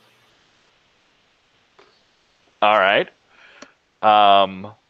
So I've got a sense of the problem you're trying to solve, but how are you solving it? What does it look like? Oh man. How do I make this as flashy as possible? So I think Inma's counting 1 through 4 as he slowly takes off the cave mittens and then clicks on the 4 and just like Inma's eyes just like light up. And if we're looking through what Inma sees, we can see like these like weights on people's backs. These like the burdens of guilt. But of course, it's from like Inma's perspective. So the largest weight in the room is going to be whoever is taking the piss out of Enma. We see like these giant boulders on top of like Loki and Eris's backs. But Enma's is looking out for the biggest one of all.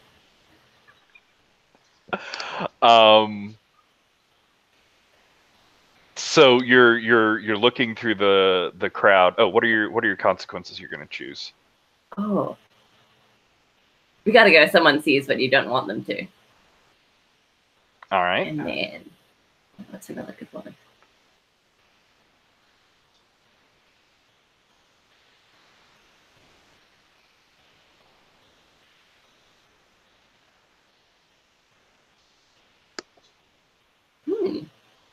Maybe your god's personality takes you for a time. All right. So we'll get around to that second one in a moment. But you, as you're looking around, you see these boulders on people, and you see someone sort of standing in the back of the crowd of Lakshmi's people. They're not quite as blinged out as everyone else. They have like a dark hoodie pulled up over their head. And you see, and you're like, wah, wah, wah, anime vision. You see this like giant boulder tied to their back, and the like almost animated like sweat bead sort of floating by their head. And like, you know that's them. They've got a phone out, like it's gotta be them. What do you do? To go confront them? Do you go confront them? Oh, of course.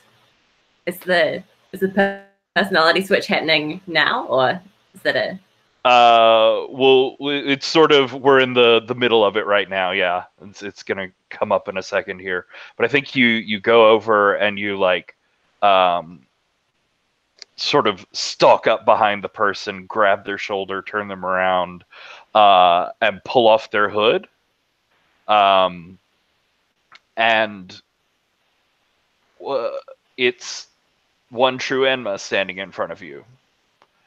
As in, like, you're talking to a living animated character in real person clothes who is standing there with your, like, chibi animated face, winks at you, and says, I was wondering when you'd find me. Brings up what you see now as an animated hand, and snaps. And the river, which has been like gently playing with the roulette table this whole time, just comes crashing down from the ceiling onto you, as everyone, primed by your yelling and running across the room, had their phones out and is getting a video of this. I think probably that's when Enma takes over.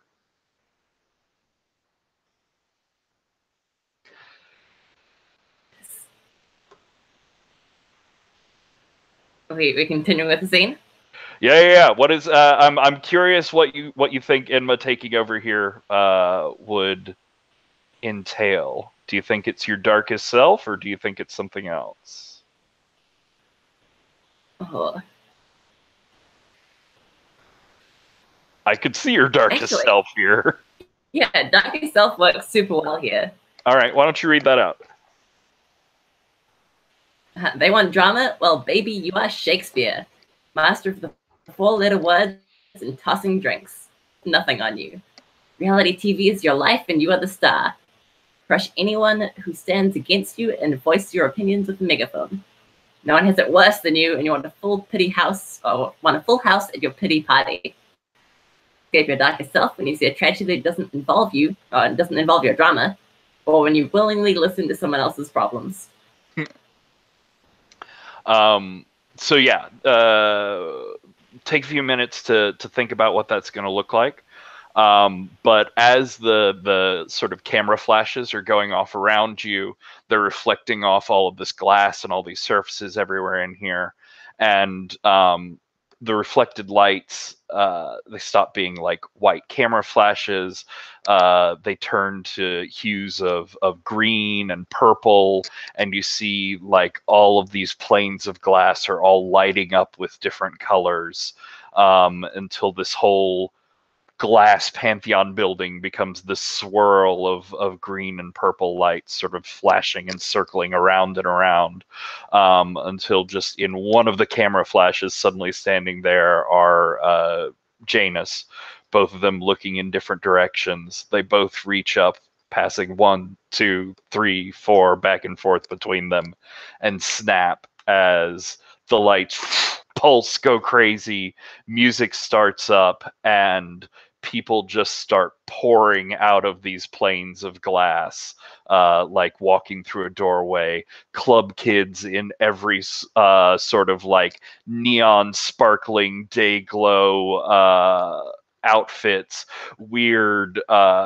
creatures and fairy wings and platform shoes all over the place, as this place turns from a sort of fairly empty place with just the couple dozen of you in the center of this big room into a thriving rave. And Loki, there's Janus right in front of you. You want to go over and talk to them? Wait. Did Lakshmi leave? Nope. Lakshmi was getting things together, and then all this sort of interest happened. And now, when people try to leave, they just come in through a different glowing plane of light. It's sort of like the scene wraps now. Oh, hey, Lakshmi, here's Janus. Let me go talk to that. Am I high or am I just seeing a fucking anime right now? Oh no, it's just things get a little intense in the party. You know, the flashing lights, the music, the sound, and then they both like catch sight of the screaming fight going on between Enma and an anime character, and they sort of trail off because that's weird even for them. So yeah, I think after seeing a literal fucking anime character, I'm gonna walk up to Enma and say, what the fuck is going on? What the actual fuck is going on? Do we get an ominous shot of Enma the god here? Oh, of course. So thinks he like crouched down, squatting on the ground. It's like in the like stripping off the pajamas and the scarf and beanie and everything to feel like some very like ancient robes, like a mask covering their face. And he responds, "Life is a stage, and I am the fool. All of these actors, why are they so cruel? What have they done to me?" Yeah. Okay, do you want the Oscar now or 2 years from now when you're dead? So I think we'll skip over and come back to that in a minute. Taiki. Things have gone from, you know, sort of intense to just flat out crazy. What's drawing your attention most out of all the weird?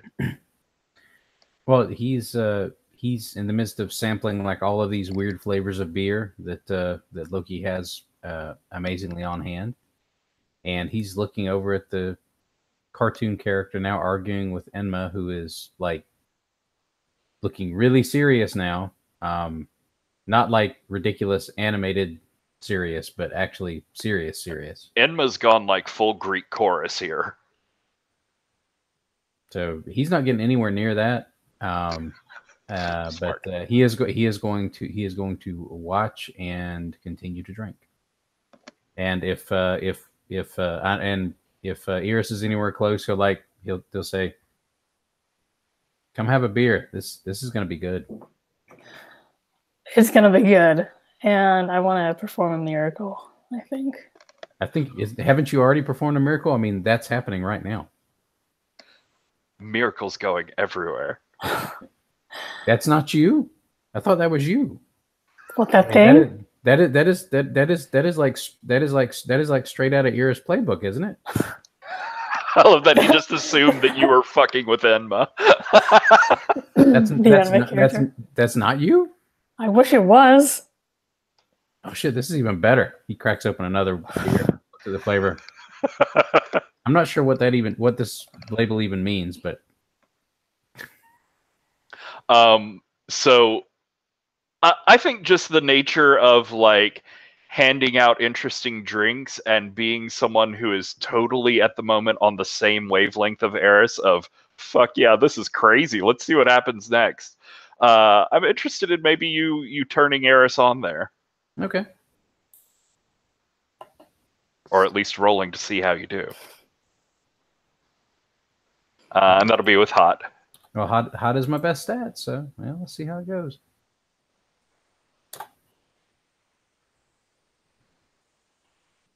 That would be a 10. So it apparently goes really well. Okay. Oh, that is. He gets a So- string, and you pick one. Yep.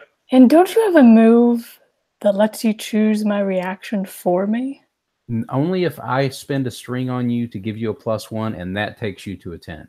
Okay. Let's see. I am going to get embarrassed and act awkward. Oh my god. Unfortunately. What does that So look like? what are you doing?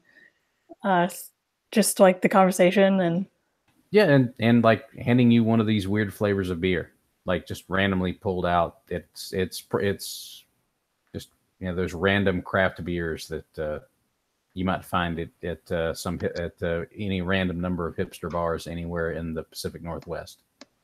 Like Okay. God only knows what's in it. The name doesn't even describe it. It's like something like Seattle Pool Hall, and that's the name of the beer. It doesn't tell you anything. You don't know. Okay, so he just like pauses and like looks at you and then like takes the beer like too quickly and then just like disappears into the crowd. Not smoothly at all. Does it like slosh over onto your outfit while you're grabbing it? Is it a bottle or draft? It's a bottle. Okay, then no. Grab it. Go. Yeah, Taiki, I think this is definitely the first time you've seen Eris like speechless without a comeback. Yes, and he's completely thrown off by that because, like I said, he was sure that was Eris. Like he was like, oh, this has to be Eris. Like this is gonna be really good, and he's suddenly realizing that it's not Eris. So he really has no freaking clue at all what's going on now. So what is happening is that Eris is going through the crowd looking for Pluto, who's not there. So yeah, you're getting drunk. You just had this totally weird interaction with Taiki, and your sort of emotional support blanket that you're looking for is nowhere to be found. So I'm curious, what are you afraid might go wrong here in this scene? I mean, this isn't really chaos anymore. This is fun on a large scale. So I think just he feels very out of place in this moment, and that's new. Well, to be fair, I would like to point out that you still have the not good enough condition from before, which could come into play because this isn't your fault. Do I? Well, Lakshmi gave it to you. I have needs to chill. Well, I remember earlier in this scene, Lakshmi gave you not good enough because you tried to use the river on them, but the river was using my magic. Okay, I missed being assigned a condition. Yep, I do remember that. Sorry. Okay. Yeah. So yeah, you could, in the idea of clearing either one of those, you could, accept the advice that you need to chill and just calmly let all this go by you without freaking out. That would get rid of that condition. Or you could make sure that you prove to everyone that you are damn good enough. And that would get rid of that other condition.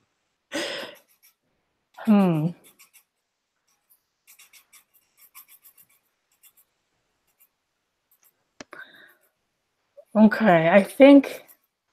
Can I get to a high place? Easily. All right.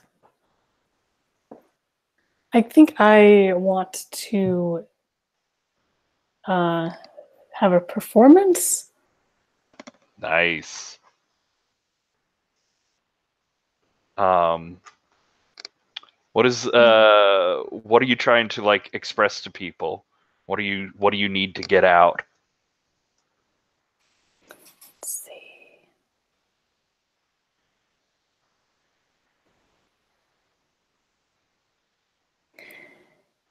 That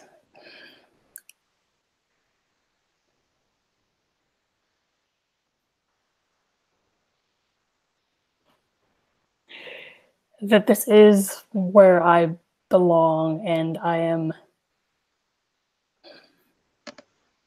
worthy of this, I guess. Yeah, totally. Why don't you go ahead and get your roll so that I know what the number is, and then we're going to skip back over to the other scene while you think about the details of your performance. Okay. So that'll be with Dark. 6, 7, 8. For the most anime. That is a 7 total. All right. So who are you going to choose as the person to make your other choice there?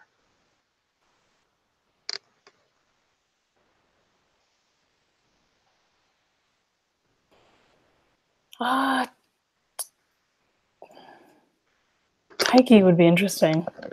All right. So you be thinking about what your performance is going to look like and what you're trying to get across. And Taiki, you be thinking about which of those 7 to 9 picks you're going to pick for him and how you're going to twist things up. But in the meantime, it's Masked Greek Chorus versus Hoodie Anime Girl with Loki on the side. So I'm curious, Enma, you're standing up and being dramatic. Do you have more Always. drama, or are we moving into action? Oh, no. It's always drama. So I think Enma, like, grabs both shoulders of anime Enma, like, head hung low. He says, I never asked for this. Why? Why do you do this to me? Please, I must know.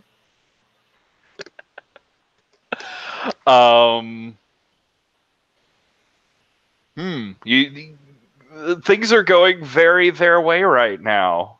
Is there a way? I don't know how to refer to someone that's being you but not being you. I guess if they're trying to be you, it should be your pronouns, shouldn't it? So Depends how yeah. committed they are. Oh, Z's totally committed. Z's walking around as a living anime figure. I don't think you get much more committed than that. I can respect that. So yeah, Z showed up, like revealed themselves to you and has instantly achieved shattering your mind state and emotional stability. You are now submitting to Zer publicly. So I think this is totally a turn someone on. This couldn't have gone better. Sweet ass.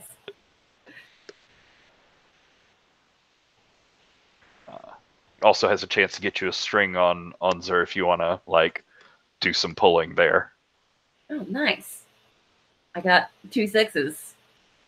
Plus 1, so it's a 13. You people are killing me. That is amazing. Okay. So you get a string on Zer, and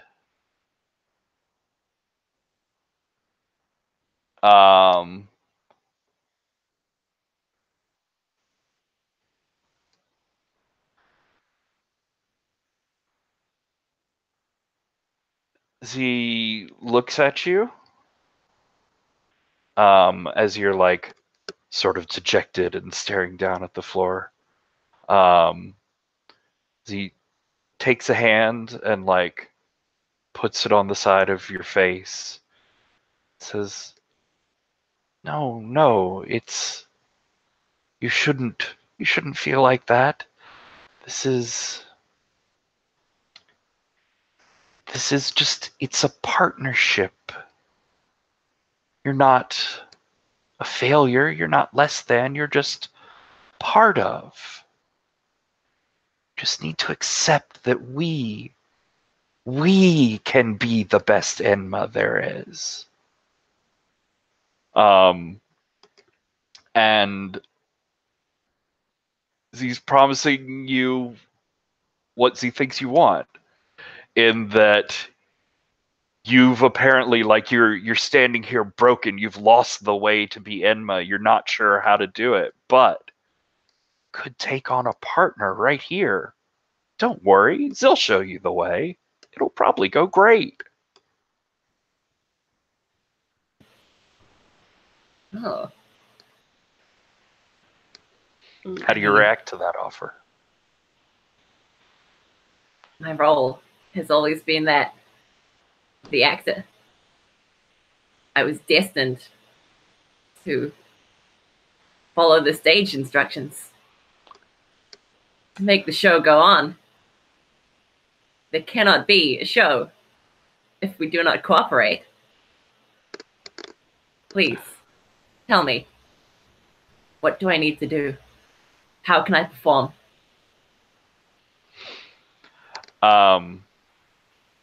May I? Since Loki's just staring at this with what the fuck is going on, may I gaze into the abyss to figure out what the shit?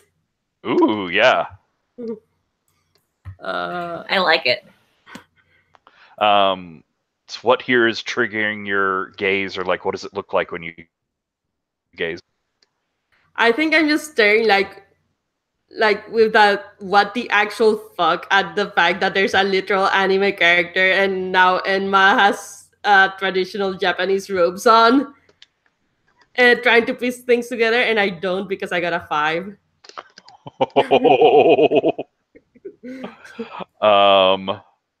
So let's see. Gaze of the name what you're looking for. Roll dark.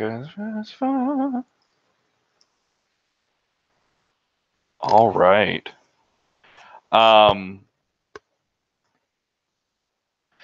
So yeah.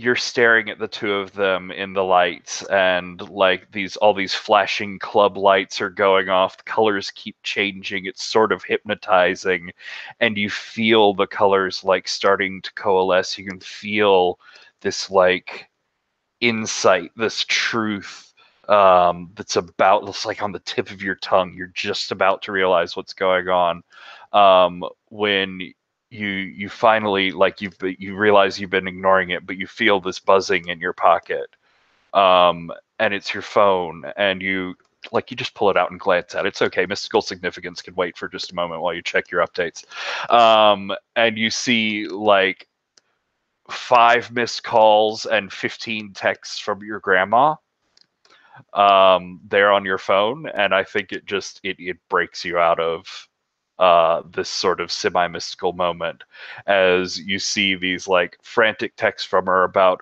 where are you? I've been trying to get in touch with you. They're everywhere out here. I can't go anywhere. What's even happening? Why are they here? And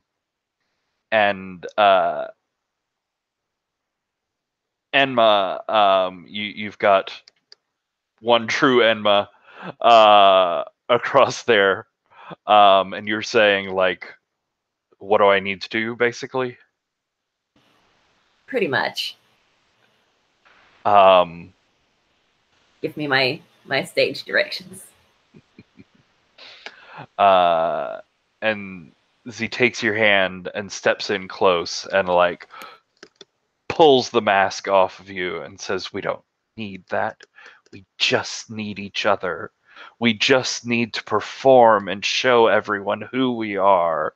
And as the light sort of like intensifies around the two of you, and you see her opening up her mouth, and like that glow is inside, like she's about to start performing, when something echoes down from the rafters of this building. And we're going to turn back to Eris to see what this performance looks like. Oh, you're muted. Hopefully it's not a quiet performance. That would be awkward.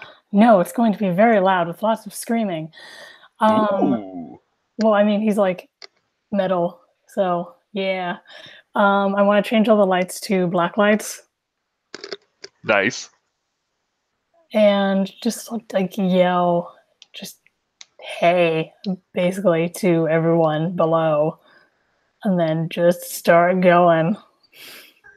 It is a complete change in tone of the music that's currently going on, and the mood is completely wrong.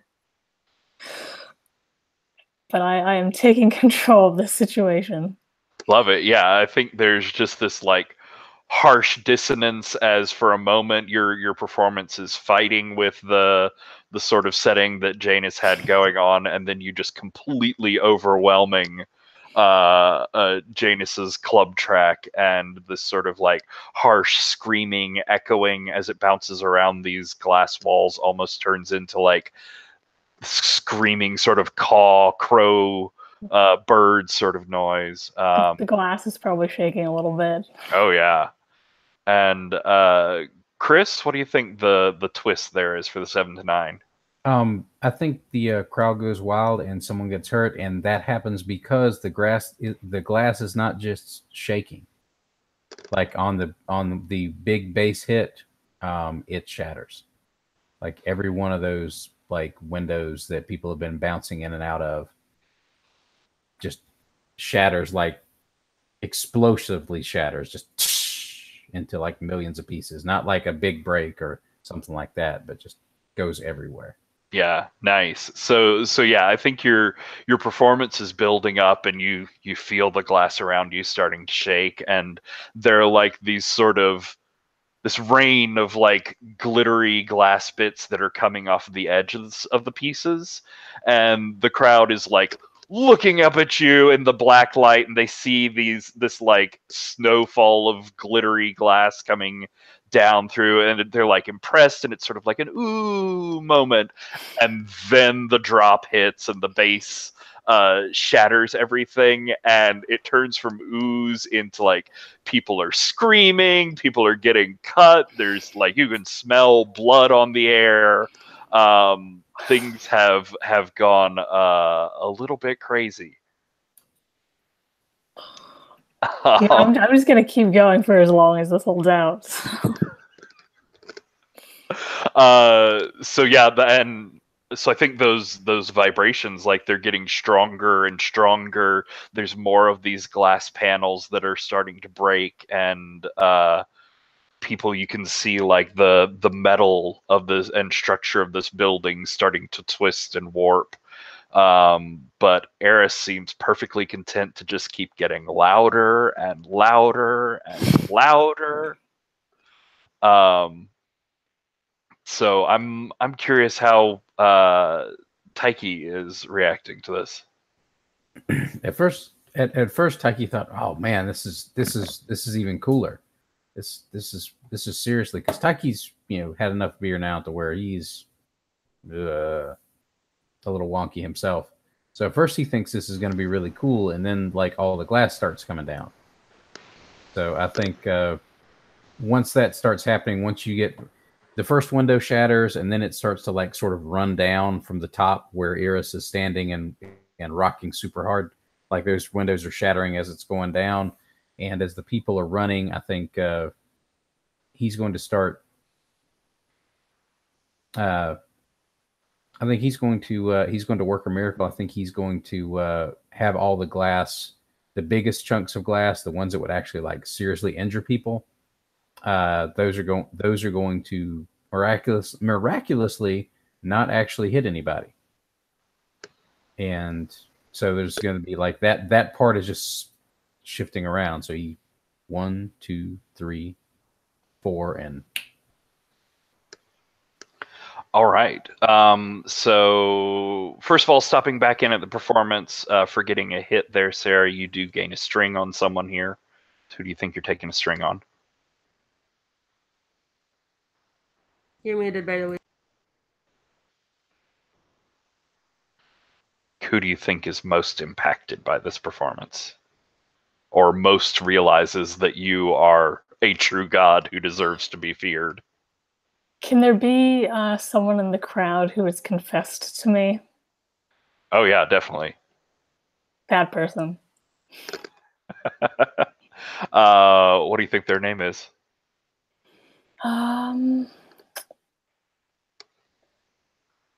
Nora. Nora.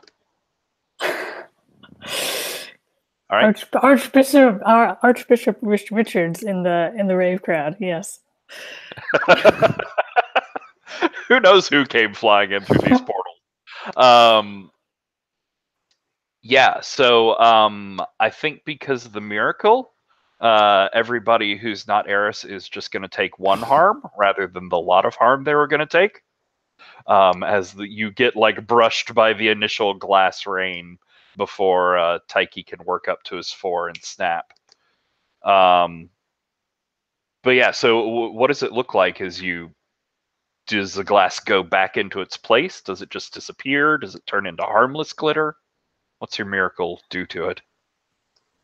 I'm thinking, because this miracle is probability, not making stuff disappear. The glass falls. All of it falls, but it misses everybody. So the reason everybody ends up taking harm is because there's still freaking glass everywhere. It's all over the floor. There are big shards, there are small shards, there are shavings of it. It's all still there. You can't get out of here without getting hurt a little bit. Yeah, there's all those little like pebbles and stuff that are everywhere.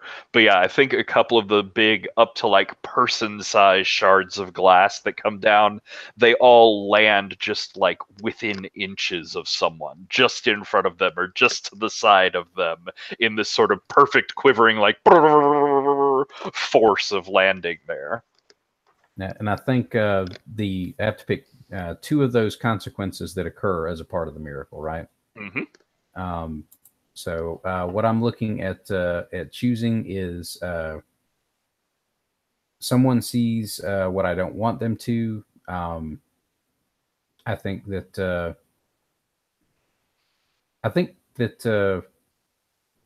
Iris actually sees him frantically perform that miracle, which is interfering with their performance.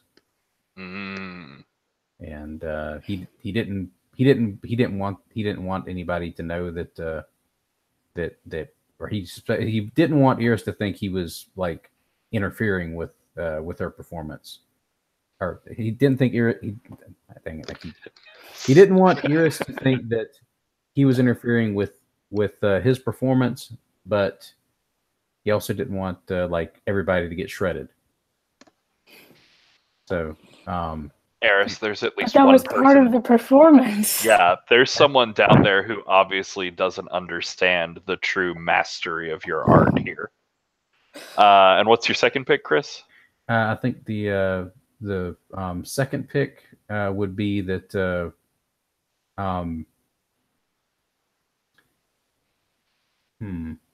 I kind of like the idea that it takes on a life of its own, like this weird probability wave that he's unleashed just hits just basically hits the entire block, like around where we are.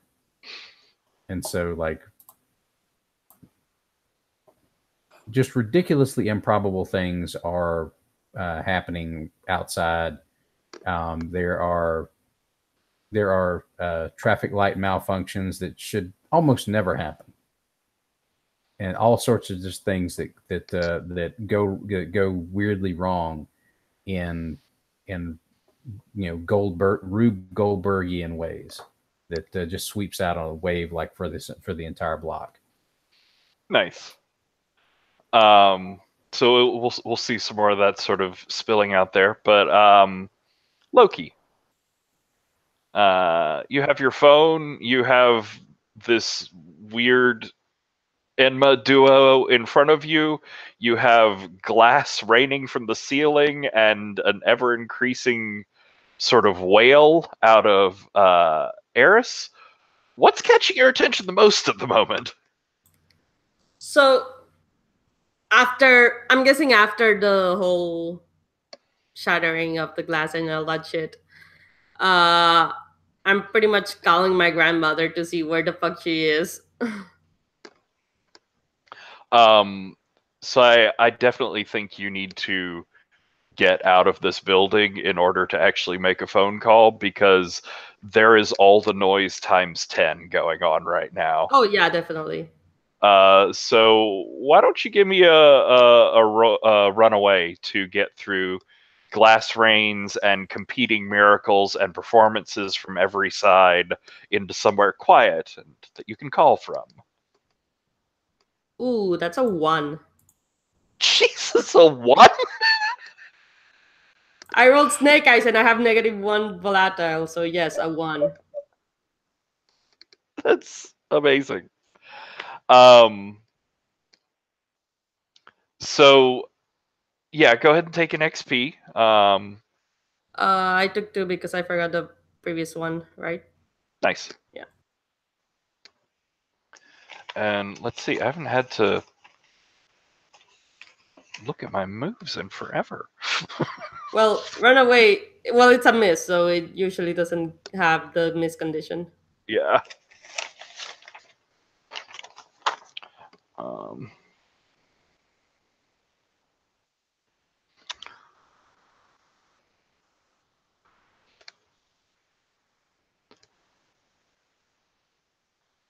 so, yeah. I think you get to somewhere quiet. You pull out your phone and you're about to make a call. I think you actually do call her, and you get a message. Sorry, what? You pull out your phone. You are calling your grandma there. Okay. You first for a sec for me. Oh, sorry. Yeah. So you get to a quiet corner. You pull out your phone. You're calling your grandmother, and the call doesn't go through. You get a message that this number has been blocked by this line. And so I'm going to give you a condition. I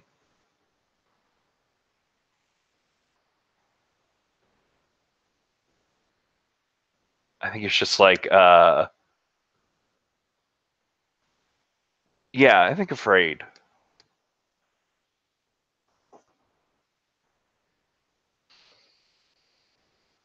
So yeah, how are you reacting to that? I think I might need to keep my cool. I think that makes sense. What are you Yeah. afraid you might do here? What are you afraid might go wrong? I'm afraid I'm not gonna find her. Mm. And I will roll selected. Once it actually decides to. Oh my god. So the good news is that I get XP because that's a 5. Wow. So how is it that you're making your way to your grandmother's flat? Are you miracling yourself there? Do you have a car that you're grabbing and you're going? How would you try and get there? I think I'll grab a car and go. So yeah, you you grab a car, you start heading out. There's some weird shit going on around here. There's like a glass walled building that you drive past that just as you're driving past this, you see this crack run up the glass and like make the perfect shape of a 4-leaf clover as it cracks along the entirety of this like 30-story building. You drive through an intersection where apparently there's been an accident. You don't understand exactly what sort of accident, since there are 5 identical model and color SUVs which are stacked perfectly on top of each other. You're not really sure how that could have happened, but well, there you go. You get to your grandmother's flat and you sort of like screech up and stop on the street. And as you get out, you can't manage to push your way through the door because you see maybe what she was calling about, which is that there is a crowd of like 50 plus reporters, paparazzi, press, cameramen, all sort of swarmed around this flat that you had tried so very hard to keep like where your grandmother was living out of public knowledge, keep the sort of connection there where people wouldn't swarm her and bug her with your stuff. And there they are, just like banging on her door. And as you get out of the car, they all turn around and there's flashes and microphones being held in your face and everything. Meanwhile, back in the chaos, Enma, there's one true Enma in front of you and previously described chaos. What's your sort of like reaction? How is this going forward with one true Enma? You Well, accepting that I've been told. Z knows how to make you a god? Or do you know how to make yourself a god? What was it? How to make myself a god? Well, is the Z standing there offering that Z can show you how to be the real god you were meant to be if you just accept her help. But is that what you're doing? Or do you know that, like, you don't need someone else's help? How are you reacting to this whole thing? Oh man. He said that we needed to perform, right? Mm-hmm. Maybe it's like before the final acceptance, the partnership. There's one last performance from the Enma of now. All right. What is it that you'd be trying to get across with that performance? I've got to show the world who I am and how I've been wronged by Eris.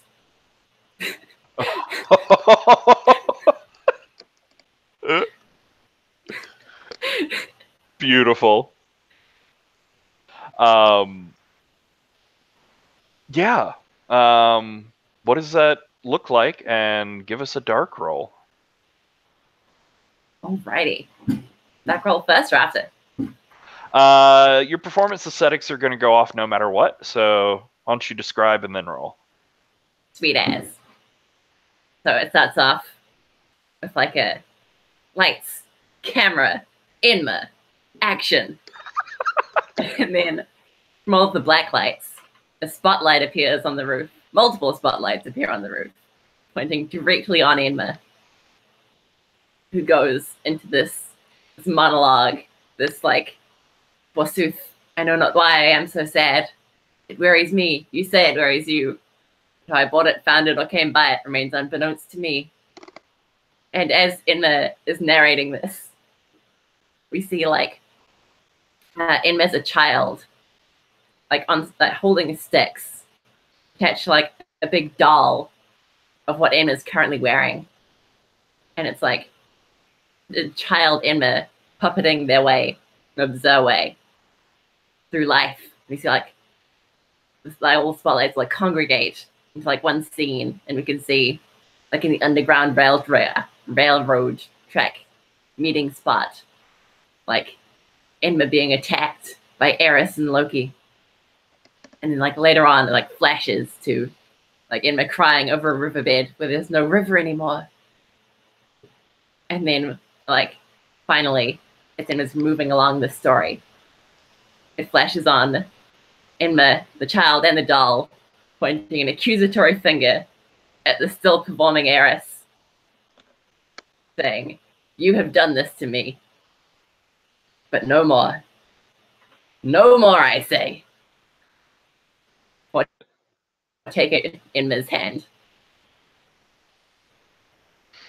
Nice. So yeah, go ahead and get a roll there.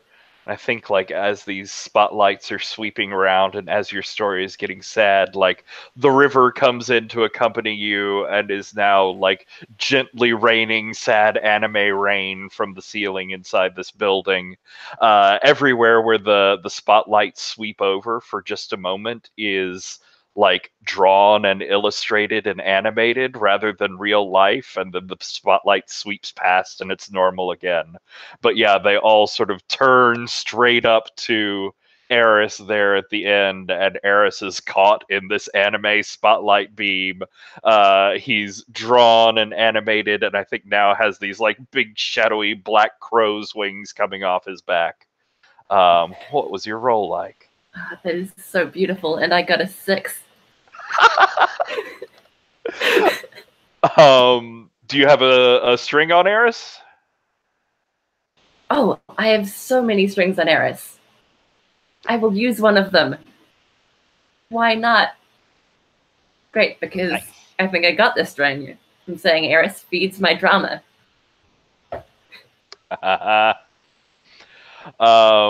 So that's a 7. So who's gonna make your choices there?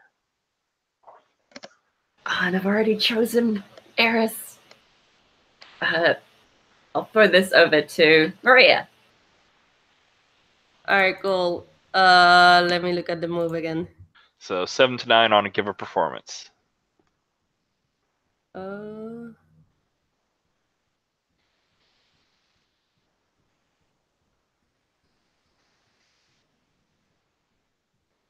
Huh.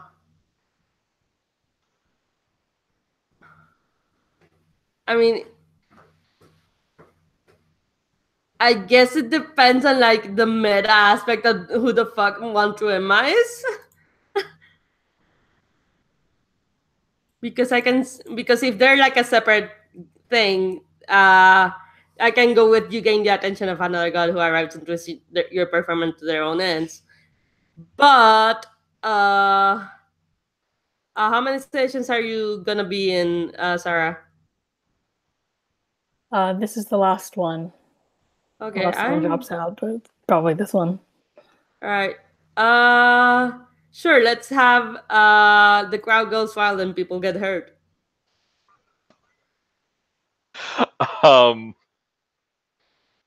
Yeah, I think your spotlights are sort of like spreading existential distress as people are briefly animated and then not. And even most of them who have been hanging around gods for a while, like, this is really hard to deal with. And now sorrow rain is raining down on them, and I think it's carrying all of your emotions with it. And then there's a giant fucking bird demon up in the rafters who's destroyed almost this whole building and everything around it. And there's just a goddamn riot. Like, it is not a party anymore. There are too many people in this building for safety concerns, and there's glass everywhere. It does not go well.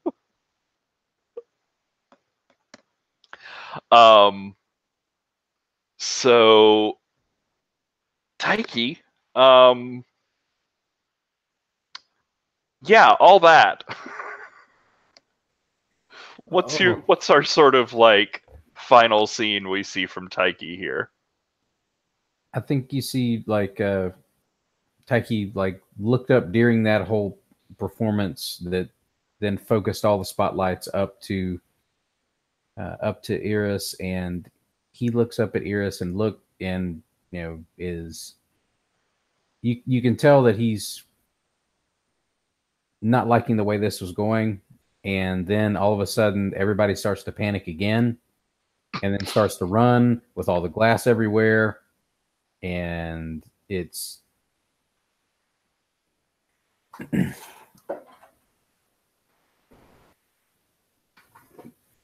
I think he just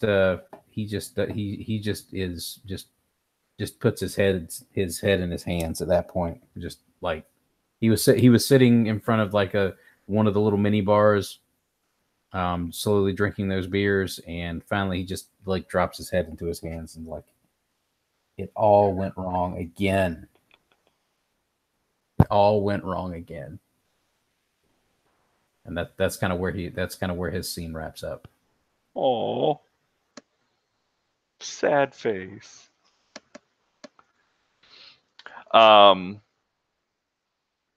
So what's the last scene we see with Loki in all of this?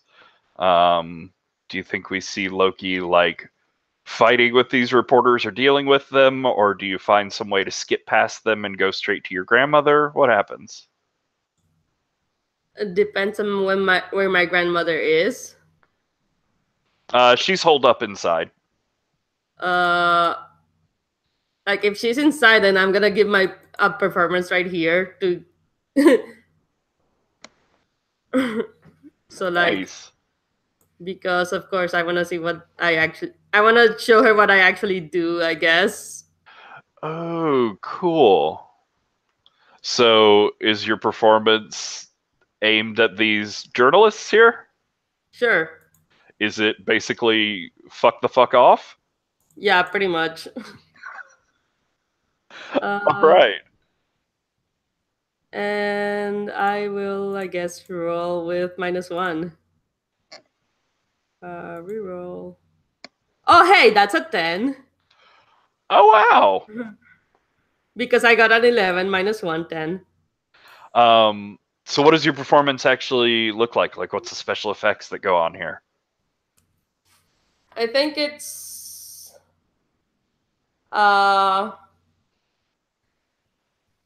like I'm gonna rewind a little bit. Mhm. And sorry, that was okay. That was my mom. Hold on. So rewind. I was going for like when I'm driving into the car, I realized that there's a whole bunch of fucking reporters. Mhm. So, and then when they start crowding around the car because they know it's my car, the performance starts as soon as I walk out of the door, like this radiant fucking bling that I'm wearing, and just like me like moving past them and inside the apartment building. It's like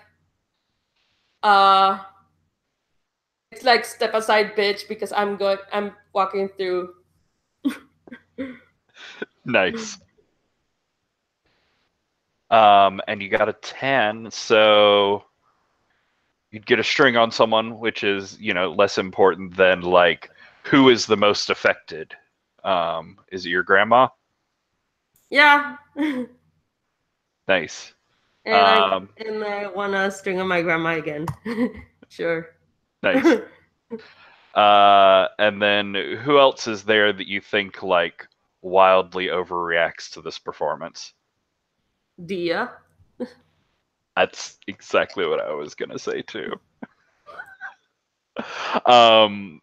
So yeah, I think your performance hits these people, like you said, they sort of part like a sea in front of you.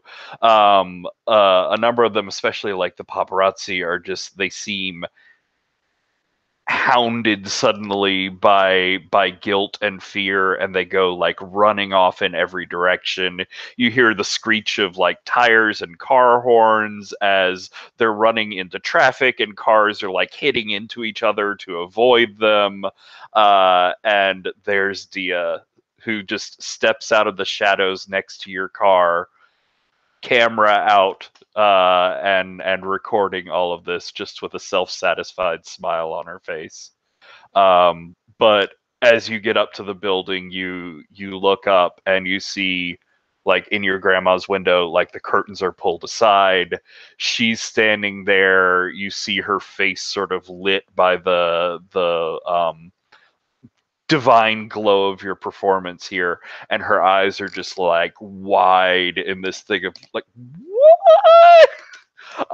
As you don't think she's gonna be able to like just lay it off as you and your crazy friends anymore. And then for Eris, caught up in the rafters of this building, pinned in the anime spotlight, your evil black wings shown for what you are. What are you gonna do? I don't know. I don't want to kill him.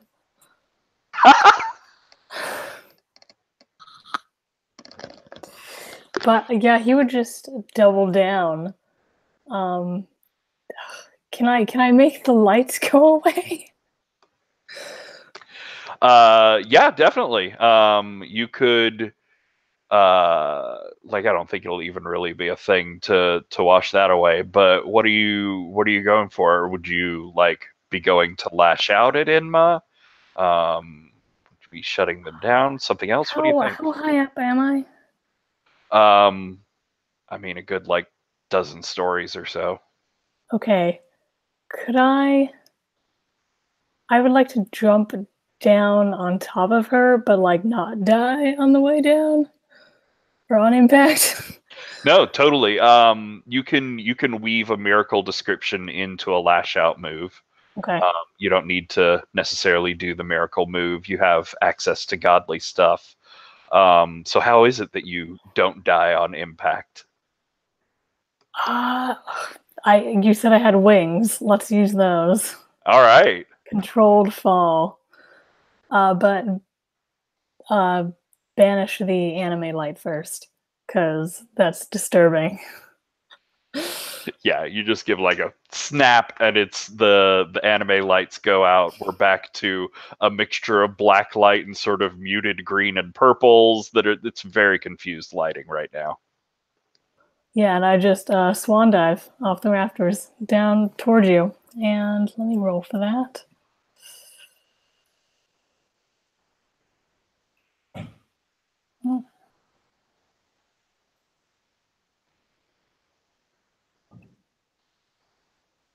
That is a 7.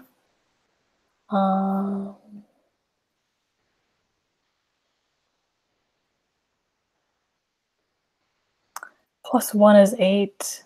The situation is already escalated to violence, right? I mean, you're escalating it further. Okay, so that is a 9. And we can pull strings to add 1 to these kinds of rolls, or is it just to damage? Yeah, you can add to the roll with the string, or if you want to like tag one of Enma's conditions, you can explain how you do that. Stick in the ass or can't let go. Okay. Now I have 2 strings on Enma because I feed their drama. So pull one of those to make it a 10. Nice. So let's see.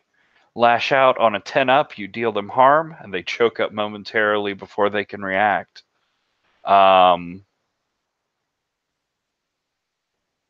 So yeah, I think as you come flying down with your controlled dive to smash into Enma, I think just for fun's sake, like that's going to be a full 3 harm as you come down from multiple stories up. This is your last session, Alex? It might be. Okay, I would like to pull that last remaining string to make it 4. To be fair, she already had 1 harm from the, or sorry, Z already had 1 harm from the glass breaking to begin with, so there's no need for the string. If you make extra sure, it is. Might as well. So yeah, Alex, they're on the when you take 4 harm, you die, but you have the skirting death. You have 2 ways to avoid death, or if you instead choose to die, you can accomplish any one miraculous thing as you do. To be fair, they're already in dark itself, technically, so. Yeah, true. So it's either strings or miracle explosion time. Well, as far as I'm aware, no one's done a miracle explosion yet. And it fits too well. Because, like, there's already another me wearing my clothes, pretending to be me. It's true. So I think. I was just gonna say, this is basically an opportunity to like shift the storyline going forward. Whatever you do here, I will try to like incorporate and pivot future stories around. But what are you trying to affect? What are you trying to change here? What do you see? Oh, I was gonna pass on Enma to the other Enma. That's so perfect. What does it look like? Like you obviously got punched real hard in the face, but what does your dying look like, and what does your passing on your godliness look like? Oh man. You gotta be an actor to the end, right? I think like as the kick comes down, the lights just like cut out. It's pitch black. And then like the spotlights come back on like the one true Enma. And it feels like swirling. It's like these ghostly spirits like swirl around and infuse anime me with these godly powers. That's amazing. Yeah. And it's like out of the darkness, a single rose thrown onto the stage. I think as your power hits her, Z sort of swirls up into the air in this swirling pink and glitter and transformation sequence. Z turns into a being of pure light, and all of her clothes just go flying off to be replaced by light versions of slightly different clothes that are really mostly the same but have slightly different accents on them. And then it floof back into color and realness, and Z comes like floating down to the ground with a different hairstyle and a fancier sort of schoolgirl outfit on underneath, because it's gotta be. And I think we end there with one true Enma, now truly the one true Enma, standing in the spotlight in the middle of this just like fucked up Pantheon building. And just out of nowhere, the sea of roses like keeps being thrown into her spotlight until Z leans down and just has this bouquet and looks beatifically happy. You're dead, totally dead, at her feet. So epic. And I think that's where we're going to end. And yes, that was totally a Sailor Moon magical girl transformation. That was perfect. That was amazing, you guys. Oh, so many people are gonna get nightmares when this thing starts walking the streets, though.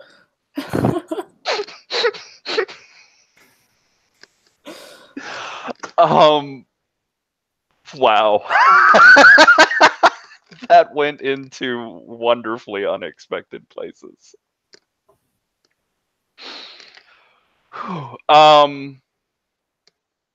I can't stay on super late. I've got to get up early in the morning, so I do need to go soonish. But if people have a couple of minutes for not even necessarily like roses or thorns or wishes and stars, just like decompression reactions, what you liked about the story, what sort of thoughts the system gave you, that sort of thing.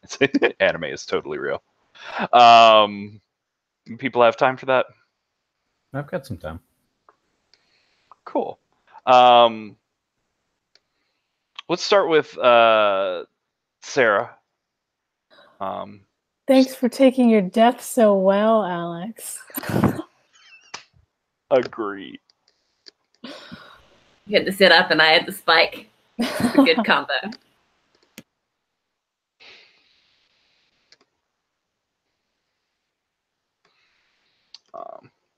Yeah, any other comments, things? I'm still hella confused where the fuck the one to Enma came from to begin with.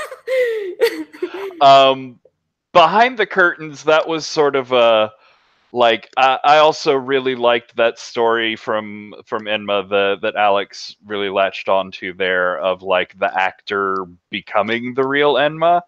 And so, I mean, this was definitely XX underscore London Life underscore XX, who had started like making these videos just to fuck with Enma. But then as people actually started believing that one true Enma was the real Enma and that this other one was a hoax, some of that godly power just started leaking over to them, and they woke up one morning to find themselves as sort of an anime Enma. And, well, there's only one thing Z could do at that point, which is try and become the real Enma. It was twisted and weird, but it made me giggle all day at work today, so I totally went with it. You're a beautiful human being, and that was the best plot twist I could have ever imagined. But yeah, Maria, do you have any roses, comments, decompression, anything? I am. Got your nagging fan question out of the way. What was that? Yeah. I'm sad that given the format, you can't see all the characters together because it's like 4 players. Oh wait, it's like 12 fucking characters. Also, the rotating cast that is never consistent because everyone wants to play fucking Monsterhearts at the same time. So Yep, we got some new gods coming in 2 weeks, and then a whole new set of new gods coming in 2 weeks after that. Chris? Oh, I loved all of it. I'm so sorry I've only gotten to play in this one. This was awesome. You know, I got to have my sad little good luck god, and I got to see, you know, the game end in a character death and a magical girl transformation. It's perfect. Love it. Alex? Anime is real. This is my best life. This game is amazing. You're all amazing. I love all of it. Cool. Well, I want to say thank you so much to all of you for... This has just been a blast. Again, Maria and Sarah, like, I love how you came in not knowing the comic world and just sort of willing to go for it. And we got to over-the-top melodramatic mythological storylines just so quick, and then they went further and further and got weirder and weirder, and y'all were just constantly on board to jump into it. Chris, I super appreciate you being willing to like lean into the Lakshmi storyline and have the back and forth there, and the like showdown duel over the poker cards was really great. He tried so hard to squirm out of that, and you're like, nope, this is happening. I really liked that scene too over the poker table. It was very, very realistic and like tense. It's good. And Alex, oh my god, that went so much weirder / better than I could have imagined. I'm so glad this whole like weird little anime is real storyline played off well, and this whole pantheon so far, like, it's definitely a different feel than I've gotten before with this game.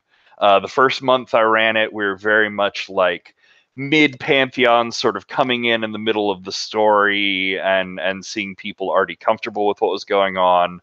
The second month I ran people who are very much at like the end of the pantheon's arc and at the height of their godly power and influence sort of thing. And this one was very different. This one is like an introduction to the pantheon.